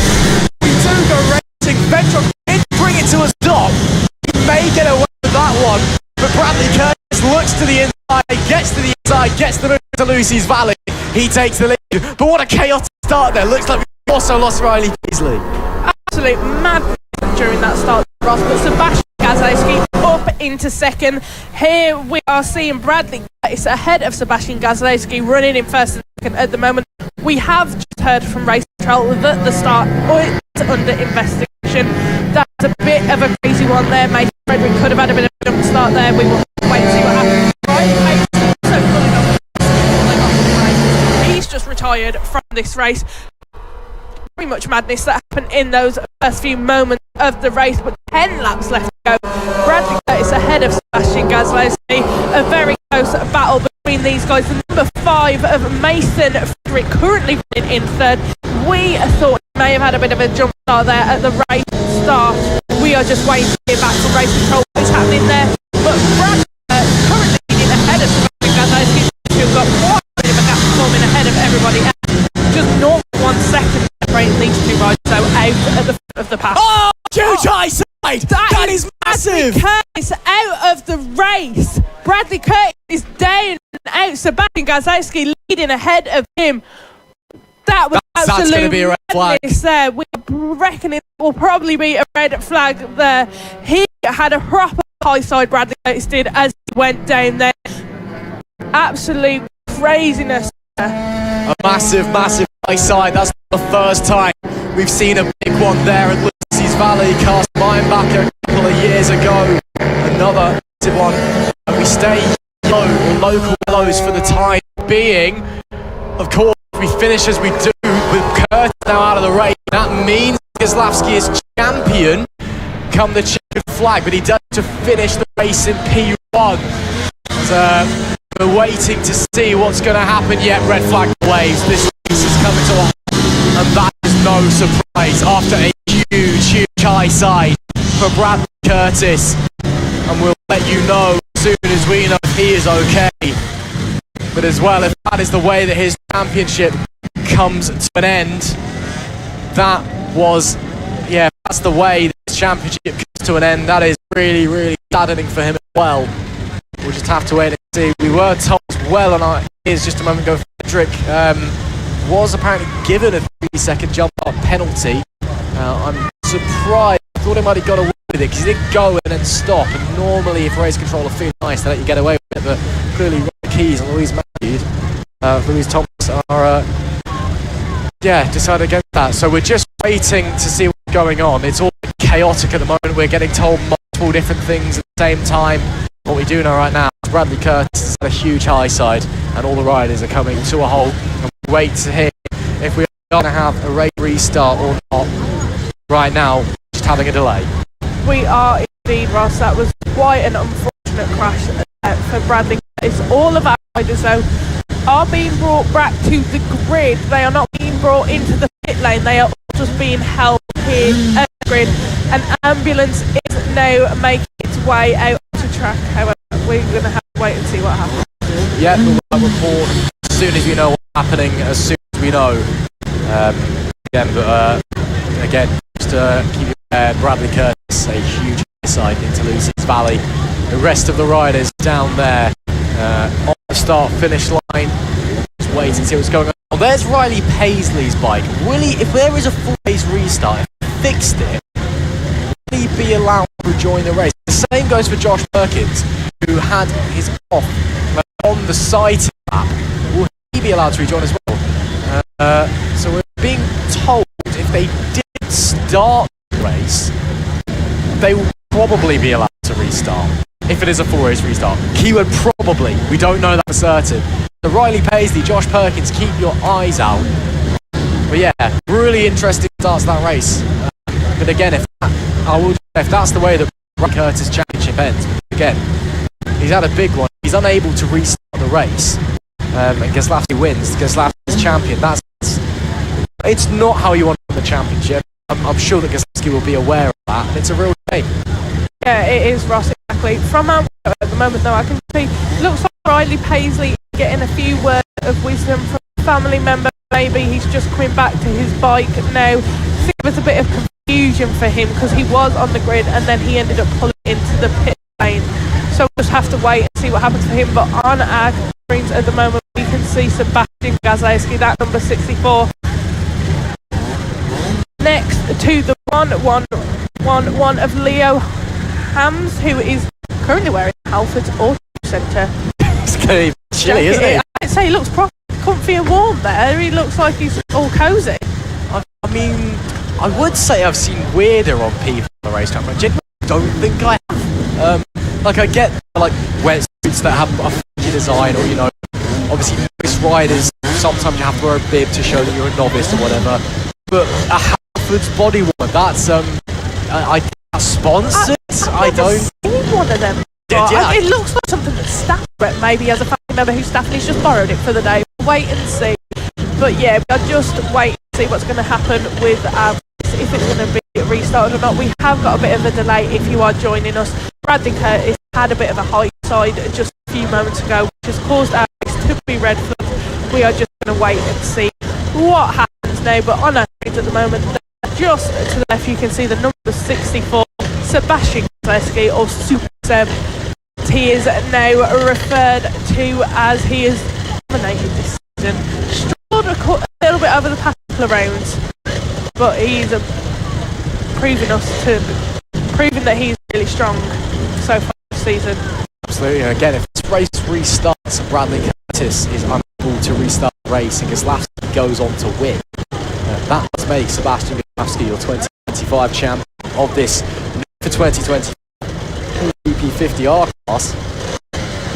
Running through that young man's fine. He was avoiding all weekend. Every time I kind of saw him, he just like ran in the opposite direction. I'm not even joking. It's literally like a cartoon.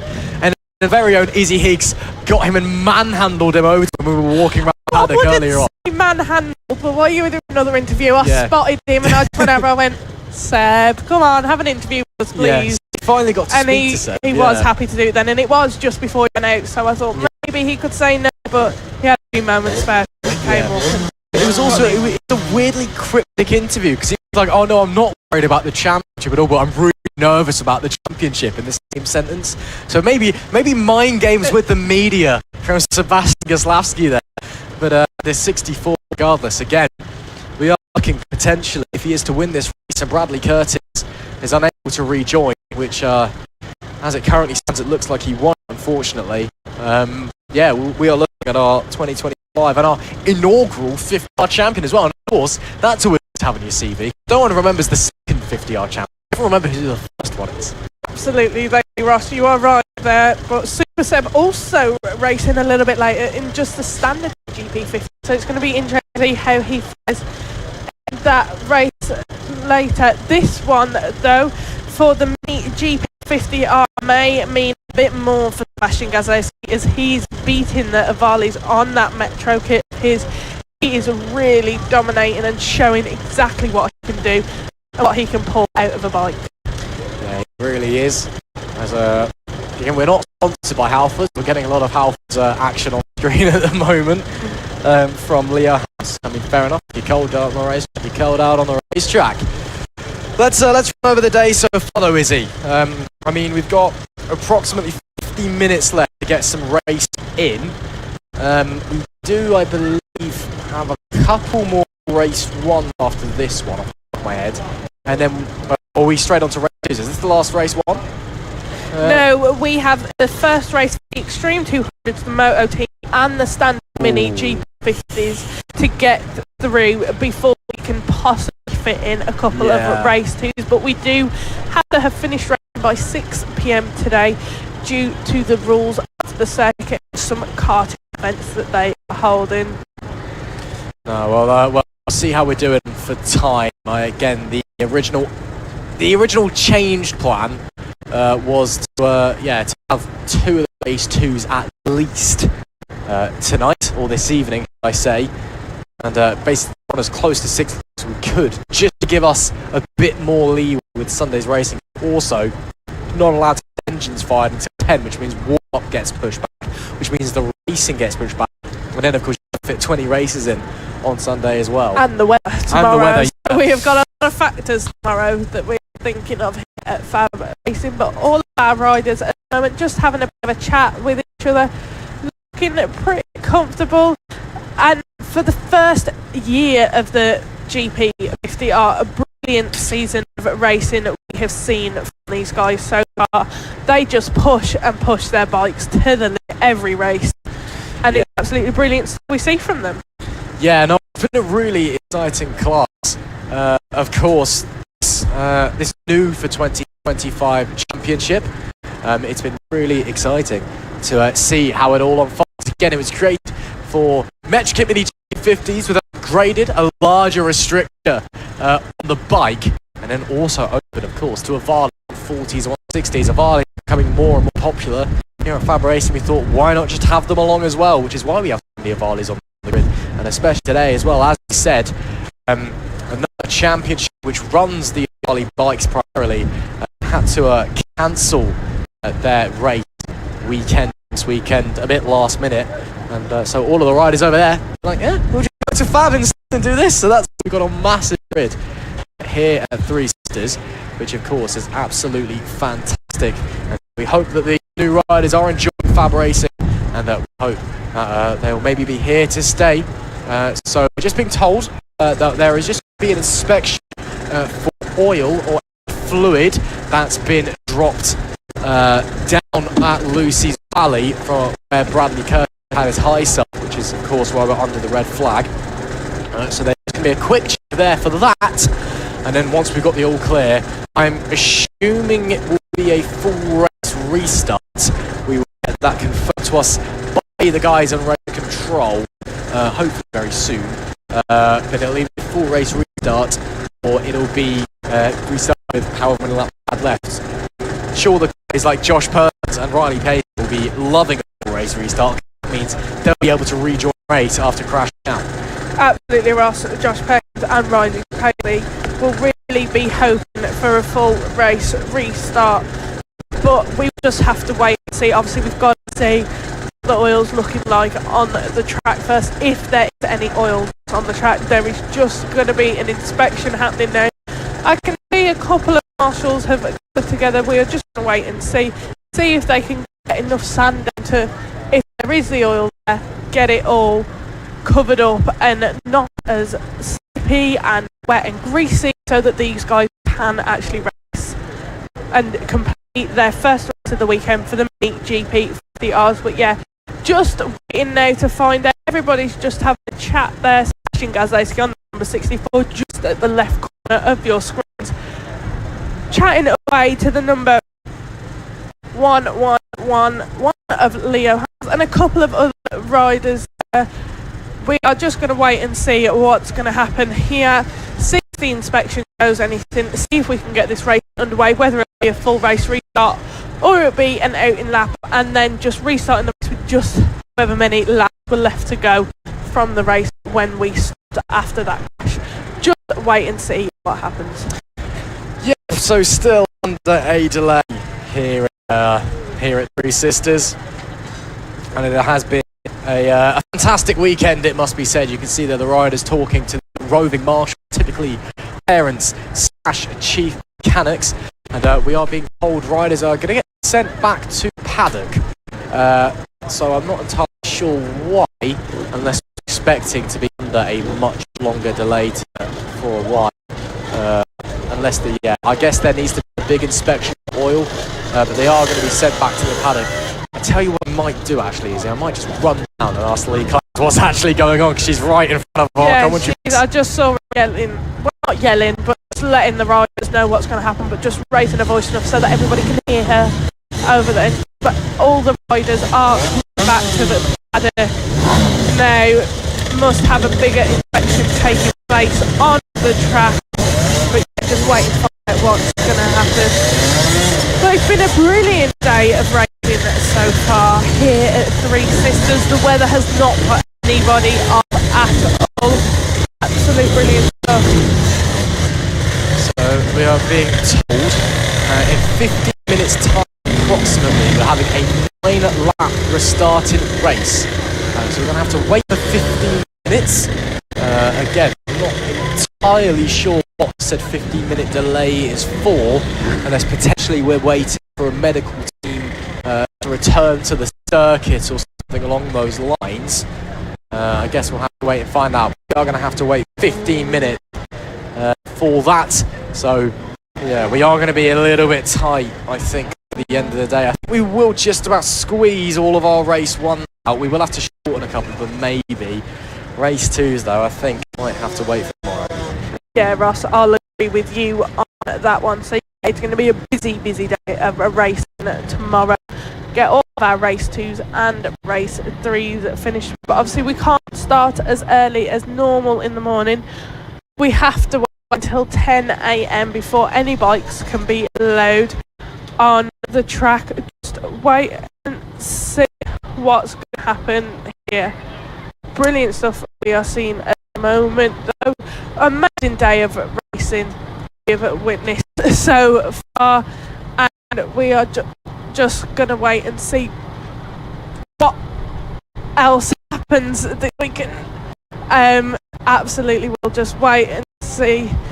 I'm just going to head down now and chat to some of the kids and see how they are feeling about the rest of the race coming up. So while Izzy catches her breath and sorts herself out, we'll send Izzy down and give her a second, and then we'll head down to the pit lane. Sorry, it's all got a bit chaotic in the commentary box as we're trying to figure out what exactly is going on here at Three Sisters. There you see someone on crutches. That is Oscar McAllister, who of course broke his tib and his fib, I believe, or was it just his tib? Well, he broke a bone in his leg in Friday practice. Last time out of hour. Cast comes off this Friday though, so he will be back on the bike, he tells me, final round, which is again here at Three Sisters, which is great to hear. Can't have McAllister back on the machinery. We are seeing a couple of engines being fired up. Riley Paisley there, unhappy with something. Shake of the head there for the number 17 rider. He was doing a practice start, but I guess he's not entirely happy with something going on there. There's a few other riders also giving it a go. Looks like the number 20 trying his trade, seeing if he can nail the start. That is Kai Hawken. A lot of the riders though have gone back to awnings, so make of that what you will. Again, a 15-minute delay we are told before the start of the race, and why don't we head down to Izzy now, who sounds ready to speak to a couple of riders. Joining us now is one of the riders just while we have a break and wait for racing to get restarted. How are you feeling at the moment? Alright. Just got to get ready. And remind us for all who is watching at home what your name is. Jensen. So Jensen, what happened for you out on that lap just before we got finished? Well, I got a good start and passed like 4 people and then got red flags. I was doing alright. Just got to wait and see what happens now when the race gets restarted. Good luck and have fun. Thank you. Now, if we just head this way a little bit, I can see Riley Paisley, who had a bit of a strange start to his race. So we will see what happened there. Just find Riley. Interview mics on right channel, channel 1. Sorry if I can just squeeze that. Hello, Riley. You okay? Yeah. What happened for you at the start of the race though? We saw you in the pit lane, then you ended up out on track. What happened there? I just had a few issues with my clutch, but hopefully it's all sorted now. So did you just need to start from pit lane just so you had that chance to sort it, check everything was all right before you went out on track? Yeah, well, I pulled the clutch in, hit the throttle and it rolled forward. And I thought, rather than get a jump start penalty, I might as well start it. So that red flag's helped, but I hope that's alright. I think he's hurt his collarbone, but we'll see soon. So yeah, just waiting to get back started racing again now. How are you feeling when we have that 9-lap restart? Well, it's my best qualifying of the year in this class, starting 6th, so I'm quite confident in the wet as well. So hopefully if they've sorted that, I'll be up there.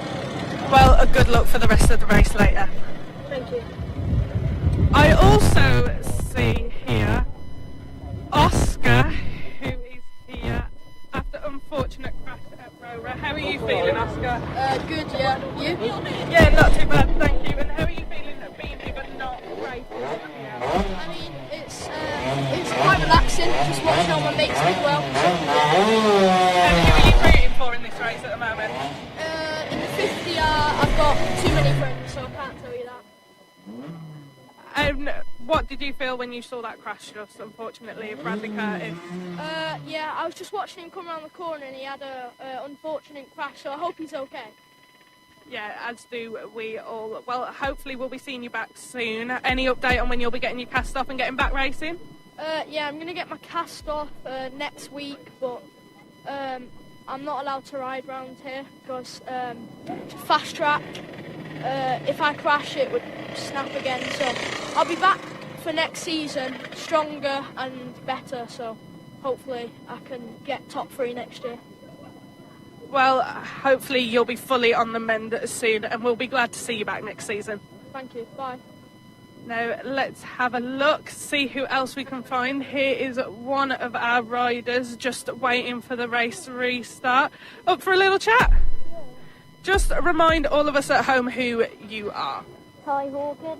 Kai Hawken, how did your race start before we unfortunately got stopped and just had to wait a little bit? It was alright, I got a bad start, but I had to catch up again.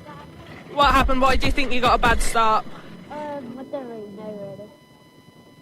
Well, what are you hoping to do when the race does get restarted to do better? Get a good start and then gain racing position. Well, good luck, Kai, and we hope you have a better start. No problem.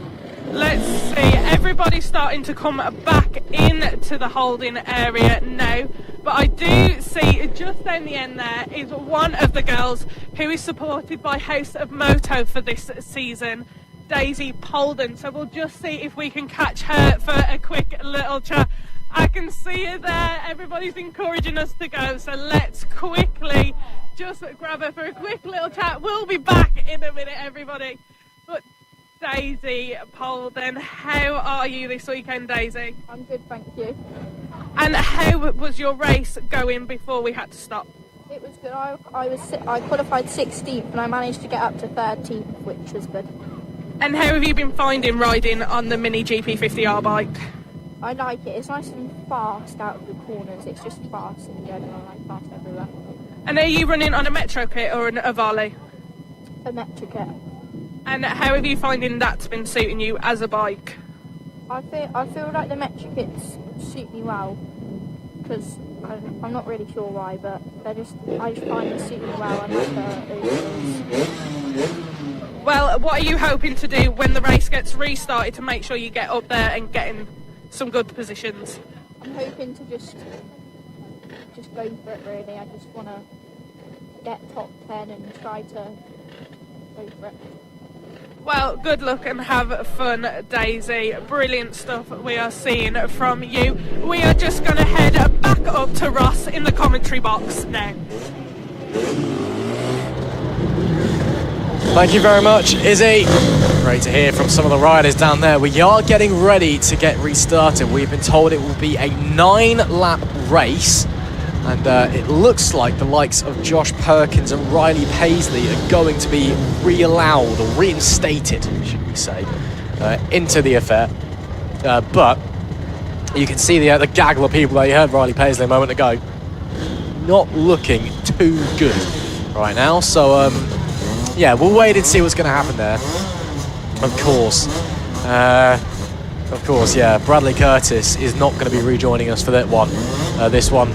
We're sending all of our thoughts over to him. We hope that he's all okay and hope that he'll be able to rejoin us tomorrow. But it does mean that if Sebastian Goslavsky is able to win this race, he will be crowned champion in 2025. Yes, in disappointing circumstances, but you've got to say, it's not an undeserved championship. He has been so strong this entire season. Lee Clows then getting ready to send them back out to the grid once again. Just doing a bit of numbers and counting there. I'm a big fan of the Croxley for when you're listening to this back.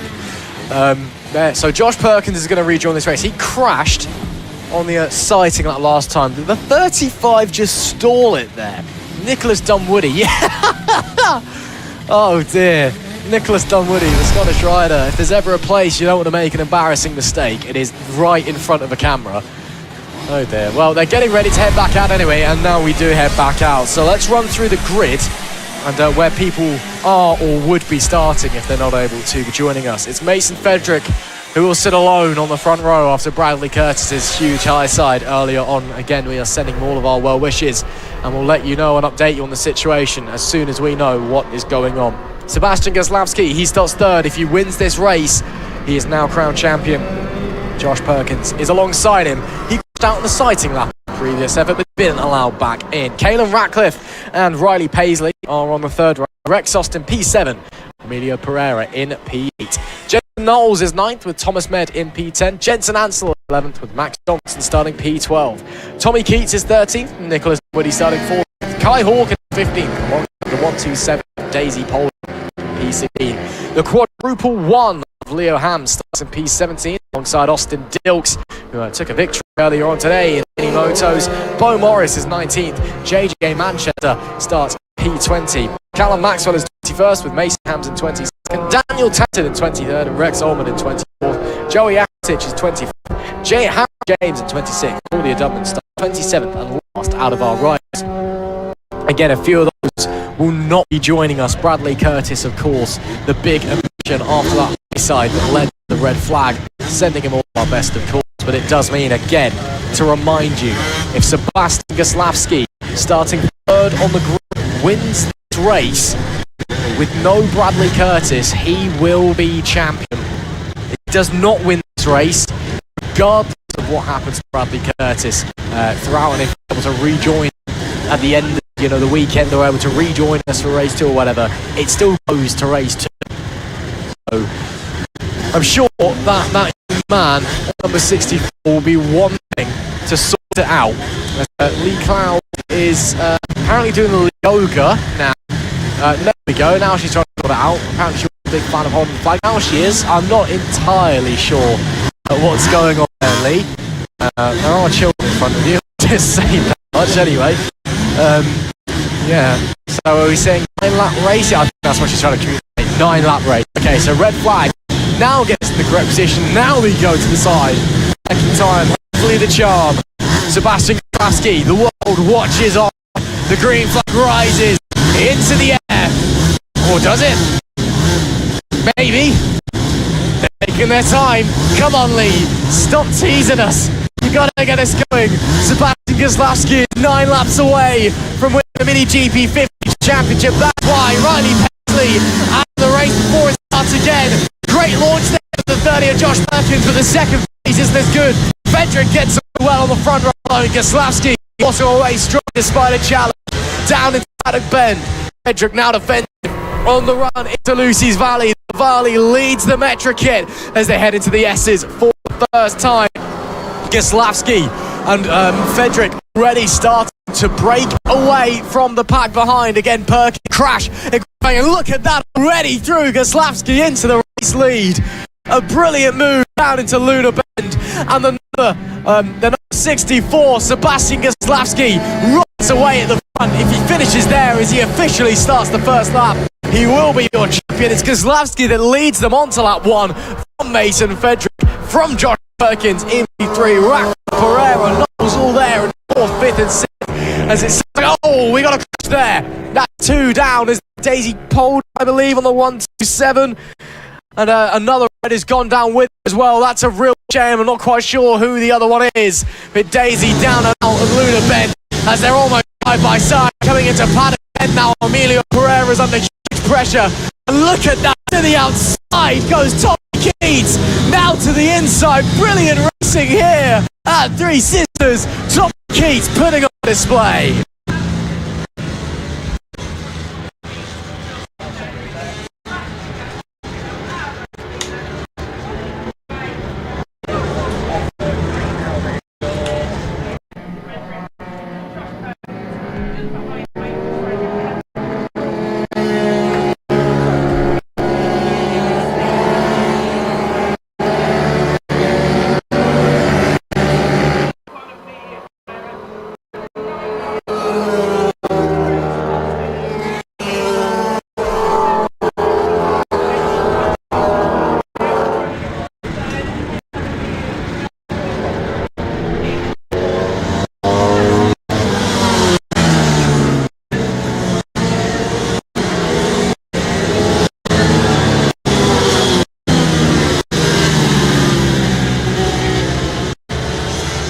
Really tight out there in the middle of the pack. 8 to go, and pressure being put on all of them. There is Emilio Pereira, currently P4, the number 31, of course the vice champion in the FAB-Racing Rookies Cup last year. Fedrick has got back through Gaslavsky. What has happened up in front was a mistake from the 64. Is the 5's pace genuine? Because they swapped back, it is Fedrick back up and into the lead here at 3 centres as they make it 7 to go. And if they finish like this, Gaslavsky is not champion. It goes to race number 2. So this makes things interesting as they come to Coward Summit, bomb on down. It'll be Fedrick that leads them into the Joey Block corner. Gaslavsky will be watching, trying to figure out what went wrong, trying to figure out where Varley is weaker than his kit and how he can work his way back in front.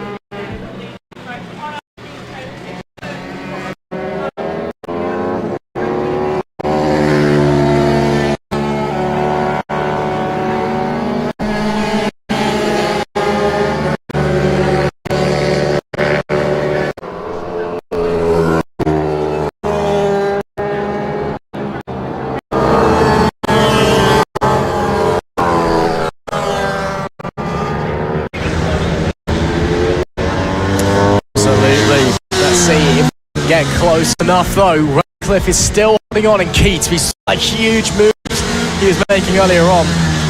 He is still there or thereabouts, so we'll keep her a little bit further back. Looks like it's under pressure. There is number 30 of Josh Perkins, Nicholas Woody on his tail. And let's see if they can try and squeeze by, try and change anything up. But right now, holding on in front of them, the number 12 of Thomas Med, one of our riders new to FAB-Racing this weekend, having jumped across from another championship. Putting on a good defense and display. I went for both words at the same time. He's holding Perkins and done Woody off very, very well. 5 to go for these guys when they come to the line. On the front of the pack, gap between Federic and Goslavski, 1.8 seconds. I think Goslavski knows that if he doesn't win the championship in this race, in the next race, if he finishes second with Curtis not scoring, the gap is so monumentally large anyway. He's basically wrapped up, so he's taking it nice and easy.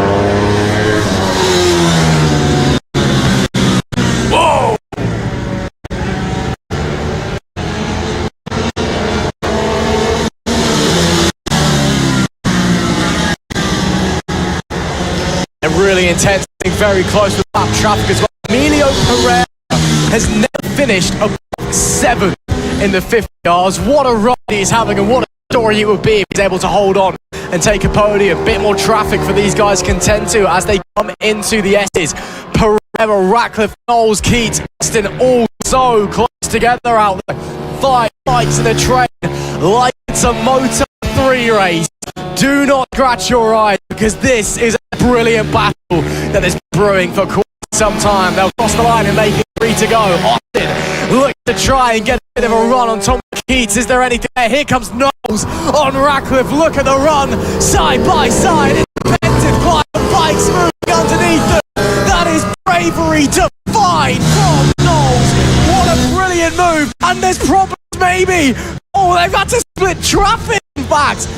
My, oh my, unbelievable scenes. Splitting the traffic as they go through. Pereira still holds on. Knowles up to 4th. This is an incredible race.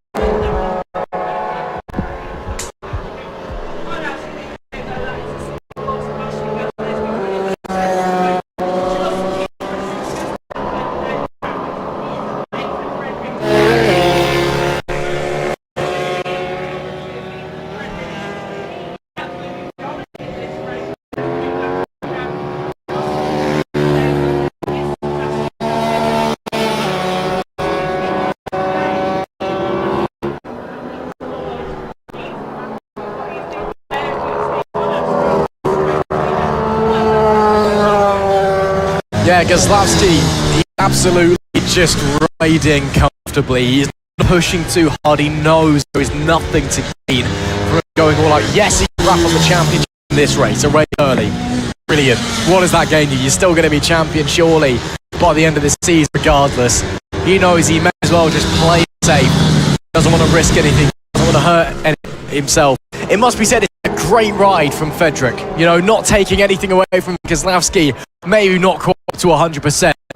And as Federic does work his way through the S. He has 100% deserved a race win. He's been brilliant today out here at Three Sisters. And as he comes down Luna Bend for the very final time, the number 5 is going to be number 1 here in race number 1, the Mini GP50s. Mason Fedrick with an arm to the sky takes the win and does so well and hits the dance move as well. Sebastian Goslavsky finishes P2. It will not be the Mini GP50R Championship this time, but it will be one hand on the trophy for the number 64 heading into race 2 and 3 tomorrow. It is Fedrick, Goslavsky, Jensen Knowles, your top 3. What performance though from Mason Fedrick to take that victory. It is Fedrick who takes the win from Goslavsky in P2, Knowles P3. Emilio Pereira was in P4 there. Caleb Rack 5th, Tommy Keats came in P6, Rex Austin 7th, Thomas Head in 8th, Josh Pickens 9th, Nicholas Dunwoody in 10. Elsewhere, we have Riley Paisley 11th, Leo Hams 12th, Max Johnson 13th, Kai Hawk 14th, Austin Dix 15th, TJ Manchester 16th, Maxwell 17th, Daniel Tanton 18th, Joey Athasich 19th, Rex Alman P20, P21 was Claudia Dublin, P22 was Harry James, and we lost Maiden Hams, Bradley Curtis, Jensen Ansel, Daisy Polden and Bo Morris. Those guys, 2 more races to come from Sunday's action and a champion to be decided. Sebastian Goslavsky though, one hand on the trophy.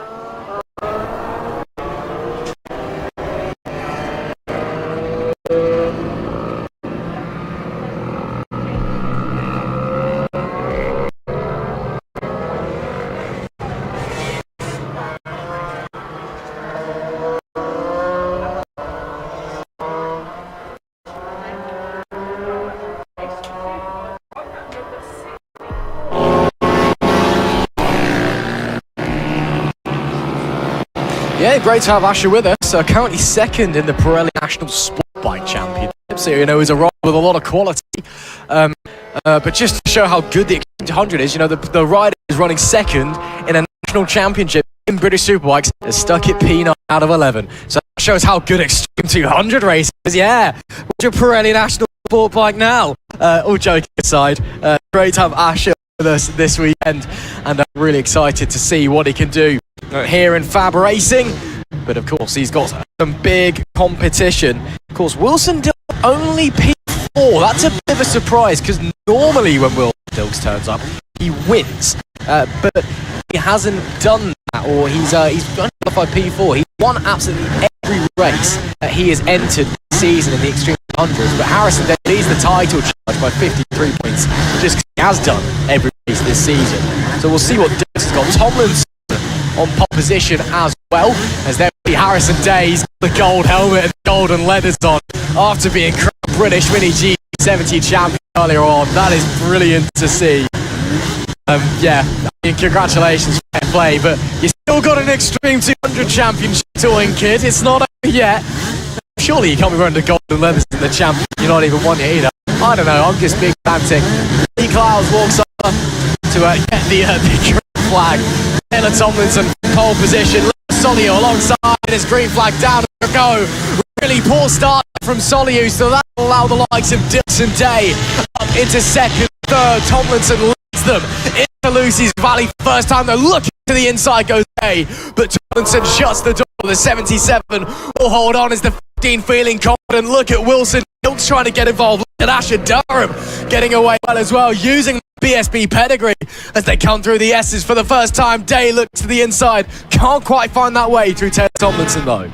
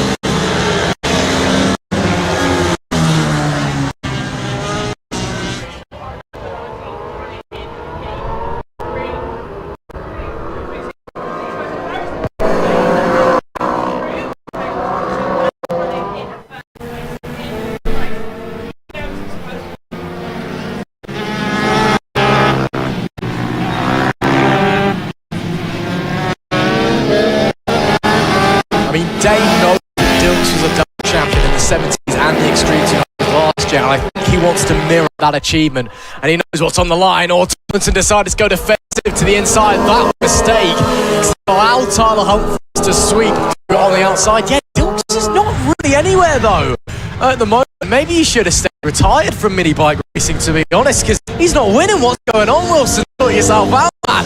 All jokes aside, the 85 withstanding huge pressure from the 47 and the 85 behind as well. Of course, Wilson Dilks has 3-lap records round here. He is certainly very, very quick at Three Sisters. Not quite in tune in race number 1, for whatever reason that may be, in the amphibian scaffolding Extreme 200s here at Three Sisters. So it is now Day from Humphries, from Tomlinson, top 3. Actually, scrap that. It's Tomlinson from Day, or Humphries from Day from Tomlinson. They've completely reversed what were essentially a lap ago. It is Humphries on the 19 and now lead here at Three Sisters.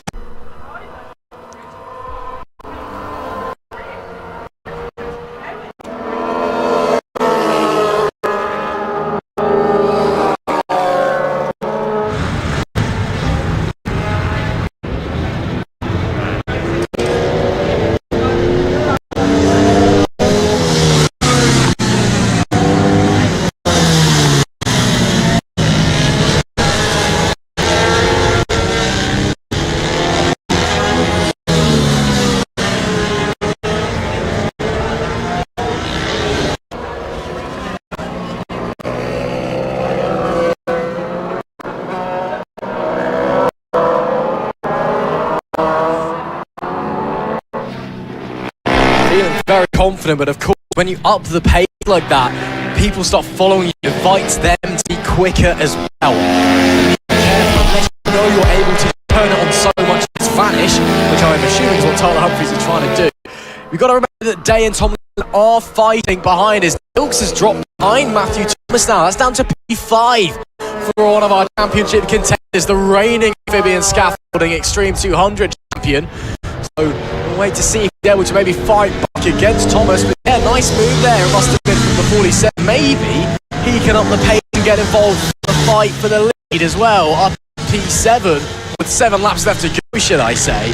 So yeah, we'll wait to see. But Wilson Dilks is just struggling out there for some reason. His younger brother, a race winner earlier on today. Wilson, for whatever reason, something not clicking on that 85.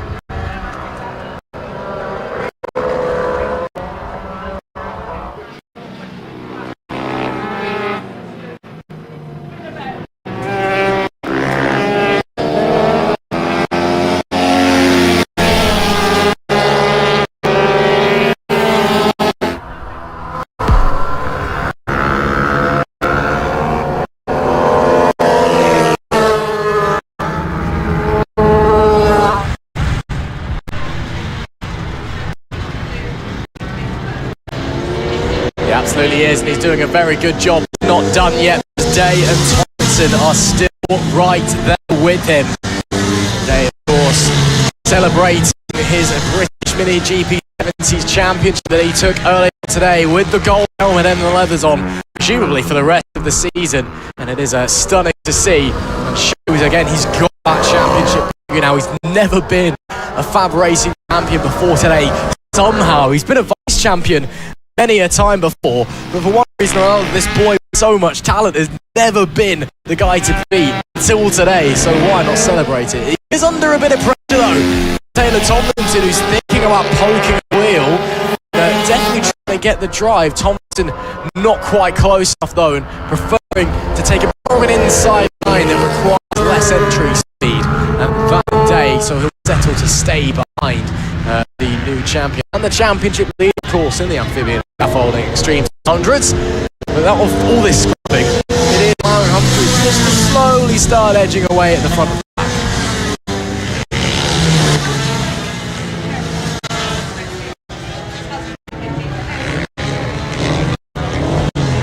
Oh no, Tomlinson has made that move in Paris today. Paris is going to go getting back.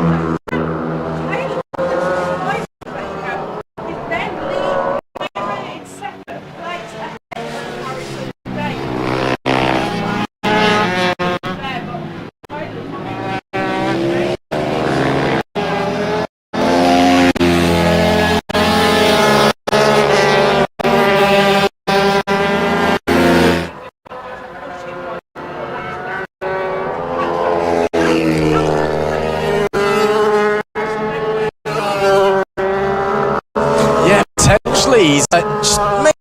he's just thinking, you know, maybe I know Dilks is having a battle, but I don't need to push as much. Maybe he's won a championship and he's still riding that high and he's taking his after ball. Maybe Tomlinson and Humphries have just turned up with something to prove here at Three Sisters, and they turned up just feeling quick, feeling snappy, feeling better, I guess. 4 laps left to go. Dilks still under pressure from Soliu. Of course, Soliu starting from second place, had a great qualifying session, but I just fell back early doors, putting pressure on the reigning champ though, it must be said. Yeah, I mean, of course, retired 3 weeks ago from mini-bike racing. He's back and struggling for whatever reason is Wilson. Maybe he's to use the football, so maybe he's already mentally in Dubai. The season's not quite over, but it's basically over, and he's just checked out. He's looking forward to his off-season, his holidays. He doesn't really care anymore. Again, I'm joking. We know how good Wilson Dilks is. This is set to be, of course, pending disaster for everyone in front of him. The first race in the Extreme 100s that Dilks entered this year that he hasn't won, which is an unbelievable stat. He's won every single race he's entered so far this year. Well, until this one, as it currently stands.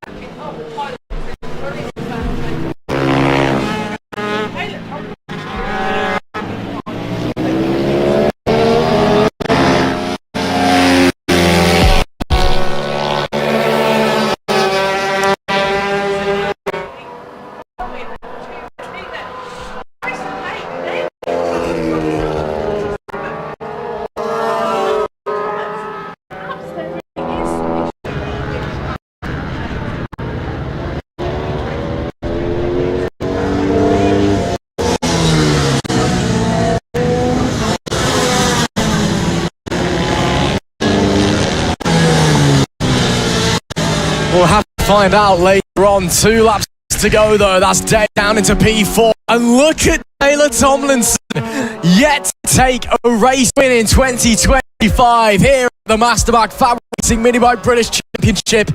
He's got a perfect opportunity in the amphibian scaffolding Extreme 200s, because with 1 lap left to go in a few moments' time, Tomlinson is right on the tail of Humphries, who is set to maybe take a maiden win. 1 more tour in race number 1. Who's got the bottle? Humphries holds on, coming through Pentic's climb into Coward Summit now. As Tomlinson brave on the run down into Joey Dunn corner. No, he'll sit back, he'll wait, he'll stay patient as they go to the pit straight. Humphries maybe feeling the pressure as they go into Pad Bend. 1 more time. Now Lucy's Summit next, a very tricky corner. So easy to get it wrong through here. Tomlinson dropping ever so slightly, run slightly wide as well, maybe trying to pick up more momentum. Humphries may have gotten away with this one as they head into the S's. Left, right, and then left. Is there anything left from the tank of the 77? Only Luna Ben to go. Now it's gonna have to be drag race drama if Tomlinson wants the win, or will he have to pay even more for that maiden 25 win? I think he will. Welcome to FAB-Racing. Tyler Humphries wins at the line, but man oh man, Tomlinson was giving it to him at the end.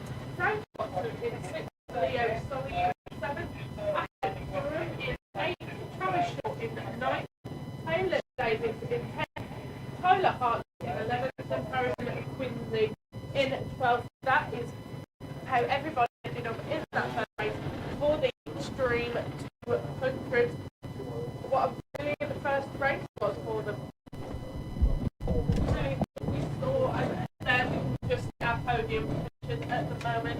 There is Tyler in the middle, Peter Thomas to the right of him, and Matthew Thomas at the fourth second is left. And an absolutely brilliant race that we saw there from these, like everybody was extremely good. Harrison Dana did towards the end of the race. Yeah, it was a bit bizarre, but I guess maybe he's just taking it a bit easy after taking his championship. I got a feel for Taylor Tomlinson as well. It's been a long while since the 77's had a race win. I know just how good he can be. So a real shame for Taylor Tomlinson, but again, these guys, they've got 2 more races coming their way tomorrow.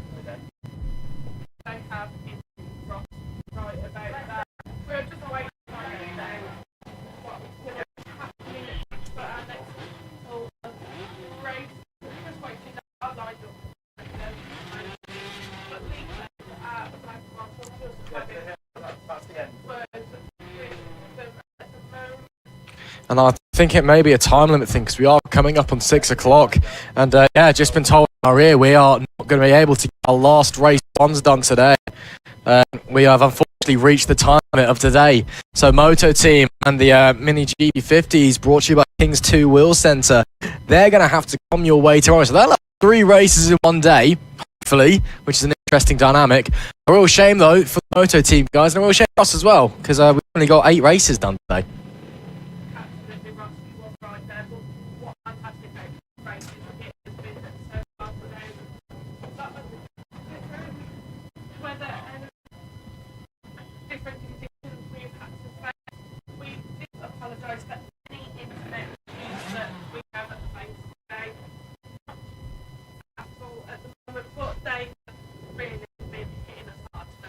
Yeah, unfortunately, Three Sisters, it's an area that doesn't get the greatest signal. And again, if you've been attempting to watch trackside and you've been cutting in and out, race will be rebroadcast, or the races from today, should I say, will be rebroadcasted tonight, so you can watch back. But yeah, we've been timed out. That's all that we've got time for here. Today's action around 6 of the Master FAB-Racing Mini British Championship. We've crowned some champions already today. And now we've got 22 races set to come tomorrow. Could be a little interesting. That's all we've got time for on Saturday's coverage. To MotoGP and the feeder series to the British Talent Cup and Red Bull Rookies. This is FAB-Racing Mini British Championship.